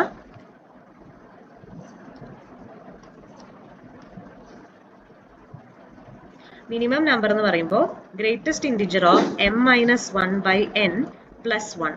ഇതാണ് നമുക്ക് 100 എന്ന് ക്വസ്റ്റ്യനിൽ തന്നിട്ടുള്ളത്. ഓക്കെ, അപ്പോൾ greatest integer of m minus 1 by n ന് നമ്മൾ 50 സബ്സ്റ്റിറ്റ്യൂട്ട് ചെയ്യുക, equal to 100 minus 1. 100 minus 1 is 99. Okay, ഇനി m minus 1 is equal to 99 into 50. 99 into 50 എന്ന് പറയുമ്പോൾ we will get it as 4950. And m is equal to 4950 plus 1, which is nothing but 4951. അതായത് ഇത്രയും ഉദ്ദേശിക്കുന്നുള്ളൂ. Total number of students എന്ന് പറയുന്നത് 4951 ആണ്. Out of these many students who are coming from 50 States, out of these many students who belong to 50 states, at least 100 പേരെങ്കിലും ഒരേ സ്റ്റേറ്റിൽ നിന്ന് വരുന്നവർ ഉണ്ടാവും എന്നതാണ് ഈ ക്വസ്റ്റ്യന്റെ meaning. And we have found out the number of students to be 4951. Similarly നമുക്ക് അടുത്ത ക്വസ്റ്റ്യൻ നോക്കാം. What is the minimum number of students? What is the minimum number of students required in a discrete mathematics class to be sure that at least 6 will receive the same grade if there are 5 possible grades? അപ്പോൾ ഇവിടെ minimum number of students എത്രയാണെന്ന് പറഞ്ഞിട്ടില്ല, number of students പറഞ്ഞിട്ടില്ല. m we need to find. ഇനി at least 6 എന്ന് പറഞ്ഞിട്ടുണ്ട്. Okay, നമുക്കറിയാം number of pigeons എന്നതുപോലെ ഇവിടെ നമ്പർ ഓഫ് സ്റ്റുഡൻസ് ആണ്, അത് m ആണ്. ഇനി ഓരോ പീജിയൻസിനും ഓരോ ഹോൾ ഉണ്ടല്ലോ, അതേപോലെ ഇവിടെ എക്സാം എഴുതുന്ന ഓരോ കുട്ടിക്കും ഓരോ ഗ്രേഡ് കിട്ടും. അപ്പൊ ഇവിടെ ഏതൊക്കെ ഗ്രേഡിനാണ് പോസിബിലിറ്റീസ് ഉള്ളത്? 5 ഗ്രേഡ്സ് ആണ് ഇവിടെ ഉള്ളത്. അപ്പൊ നമ്പർ ഓഫ് പീജിയൻ ഹോൾസ് എന്ന് പറയുന്നത് ഇവിടെ 5 ആണ്. ഇനി ലീസ്റ്റ് വാല്യൂ നമുക്ക് തന്നിട്ടുണ്ട്, അതായത് m-1/n + 1 എന്ന് പറയുന്നത് ഇവിടെ അറ്റ്ലീസ്റ്റ് 6, അപ്പൊ 6 ആണ് തന്നിട്ടുണ്ട്. ഓക്കെ, ഇത്രയും കാര്യങ്ങൾ തന്നിട്ടുണ്ട്. അതായത് ഇതിൽ ഉദ്ദേശിക്കുന്നത് ഇത്രയേ ഉള്ളൂ. അതായത് m പീജിയൻസും n പീജിയൻ ഹോൾസും ഉണ്ട് എന്ന് വിചാരിക്കാം. അങ്ങനെയാണെങ്കിൽ ഈ ഒരു കൂട്ടിൽ എത്ര പീജിയൻസ് ഉണ്ടാവും, മിനിമം എത്ര പീജിയൻസ് ഉണ്ടാവും എന്നുള്ള മിനിമം നമ്പർ കണ്ടുപിടിക്കാനാണ് നമ്മൾ ഈ ഫോർമുല ഉപയോഗിക്കുന്നത്. അതേപോലെ ഇവിടെ ക്ലാസ്സിൽ കുറച്ച് കുട്ടികളുണ്ട്, അവർക്ക് എല്ലാവർക്കും ഈ 5 ഗ്രേഡ്സിൽ ഏതെങ്കിലുമൊക്കെ ഗ്രേഡ്സ് ആയിരിക്കും കിട്ടിയിട്ടുണ്ടാവും. അപ്പൊ നമ്പർ ഓഫ് കുട്ടികളാണ് ഇവിടുത്തെ പീജിയൻസ്, നമ്പർ ഓഫ് ഗ്രേഡ്സ് ആണ് ഇവിടുത്തെ പീജിയൻ ഹോൾസ്. അങ്ങനെയാണെങ്കിൽ ഒരേ ഗ്രേഡ് കിട്ടിയ മിനിമം എത്ര കുട്ടികൾ ഉണ്ടാവും എന്നാണ് കണ്ടുപിടിക്കേണ്ടത്. സോ നമ്മൾ അത് ഈ മെത്തേഡിലൂടെയാണ് കണ്ടുപിടിക്കണേ. അപ്പൊ ഇവിടെ ഗ്രേറ്റസ്റ്റ് ഇൻറ്റിജർ m-1/n എന്ന് പറയുന്നത് 6-1 എന്ന് പറയുന്നത് 5 ആണ്. n-നെ സബ്സ്റ്റിറ്റ്യൂട്ട് ചെയ്യുക, m-1/5 = 5. അപ്പൊ ഇതിൽ നിന്ന് m-1 = 5 × 5 25 എന്ന് കിട്ടും. അതായത് m = 25 + 1 which is 26. ഓക്കെ, അപ്പോൾ ഒരേ ഗ്രേഡ് കിട്ടിയ 6 കുട്ടികളെങ്കിലും വേണമെന്നുണ്ടെങ്കിൽ ക്ലാസ്സിൽ എത്ര കുട്ടികൾ ഉണ്ടാവണം? മിനിമം ക്ലാസ്സിൽ 26 കുട്ടികൾ ഉണ്ടാവണം. അതാണ് ഇതിന്റെ മീനിങ്. ഇനി നമ്മുടെ ലാസ്റ്റ് ക്വസ്റ്റ്യനിലേക്ക് കടക്കാം. Okay, show that if any 4 numbers from 1 to 6 are chosen, at least 2 of them will add to 7. ഇതാണ് ഇതിൽ പറയുന്നത്. ഓക്കെ, അപ്പോൾ 1 മുതൽ 6 വരെയുള്ള 4 നമ്പേഴ്സ് ആണ് നമ്മൾ ചൂസ് ചെയ്യണത്. ഓക്കെ, അപ്പോൾ m = 4 ആണ്. എത്ര നമ്പേഴ്സ് ഉണ്ട്? അതാണ് നമ്പർ ഓഫ് പീജിയൻസ് ഇവിടെ m = 4. ഇനി ഇവിടെ കണ്ടീഷൻ പറയുന്നത് will add up to 7 എന്നാണ്. ഇനി 1 തൊട്ട് 6 വരെയുള്ള നമ്പേഴ്സിൽ ഏതൊക്കെ ആഡ് ചെയ്യുമ്പോഴാണ് 7 കിട്ടുക? നമുക്കറിയാം 1ഉം 6ഉം ആഡ് ചെയ്താൽ 7 കിട്ടും, 2ഉം 5ഉം ആഡ് ചെയ്താൽ 7 കിട്ടും, അതുപോലെ 3ഉം 4ഉം ആഡ് ചെയ്താൽ 7 കിട്ടും അല്ലെ? 3 പോസിബിലിറ്റീസ് ആണ് ഉള്ളത്. അപ്പൊ നമ്മൾ ചൂസ് ചെയ്യുന്ന ഈ 4 നമ്പേഴ്സിൽ ഇവരിൽ ഏതെങ്കിലും പെയർസ് വന്നാലേ സമ്മ് 7 കിട്ടുള്ളൂ. സോ therefore n = 3 ആണ്. ഓക്കെ, ഇനി we need to show that at least 2 of them will add up to 7. നമ്മൾ ചൂസ് ചെയ്യുന്ന 4 നമ്പേഴ്സിൽ ഏതെങ്കിലും 2 എണ്ണം എടുത്താൽ ആഡ് ചെയ്യുമ്പോൾ സമ്മ് 7 ആയിരിക്കും എന്നതാണ് നമുക്ക് പ്രൂവ് ചെയ്യേണ്ടത്. So we are taking 4 numbers from 1 to 6 and നമുക്കറിയാം we have 3 combinations which will give us sum 7.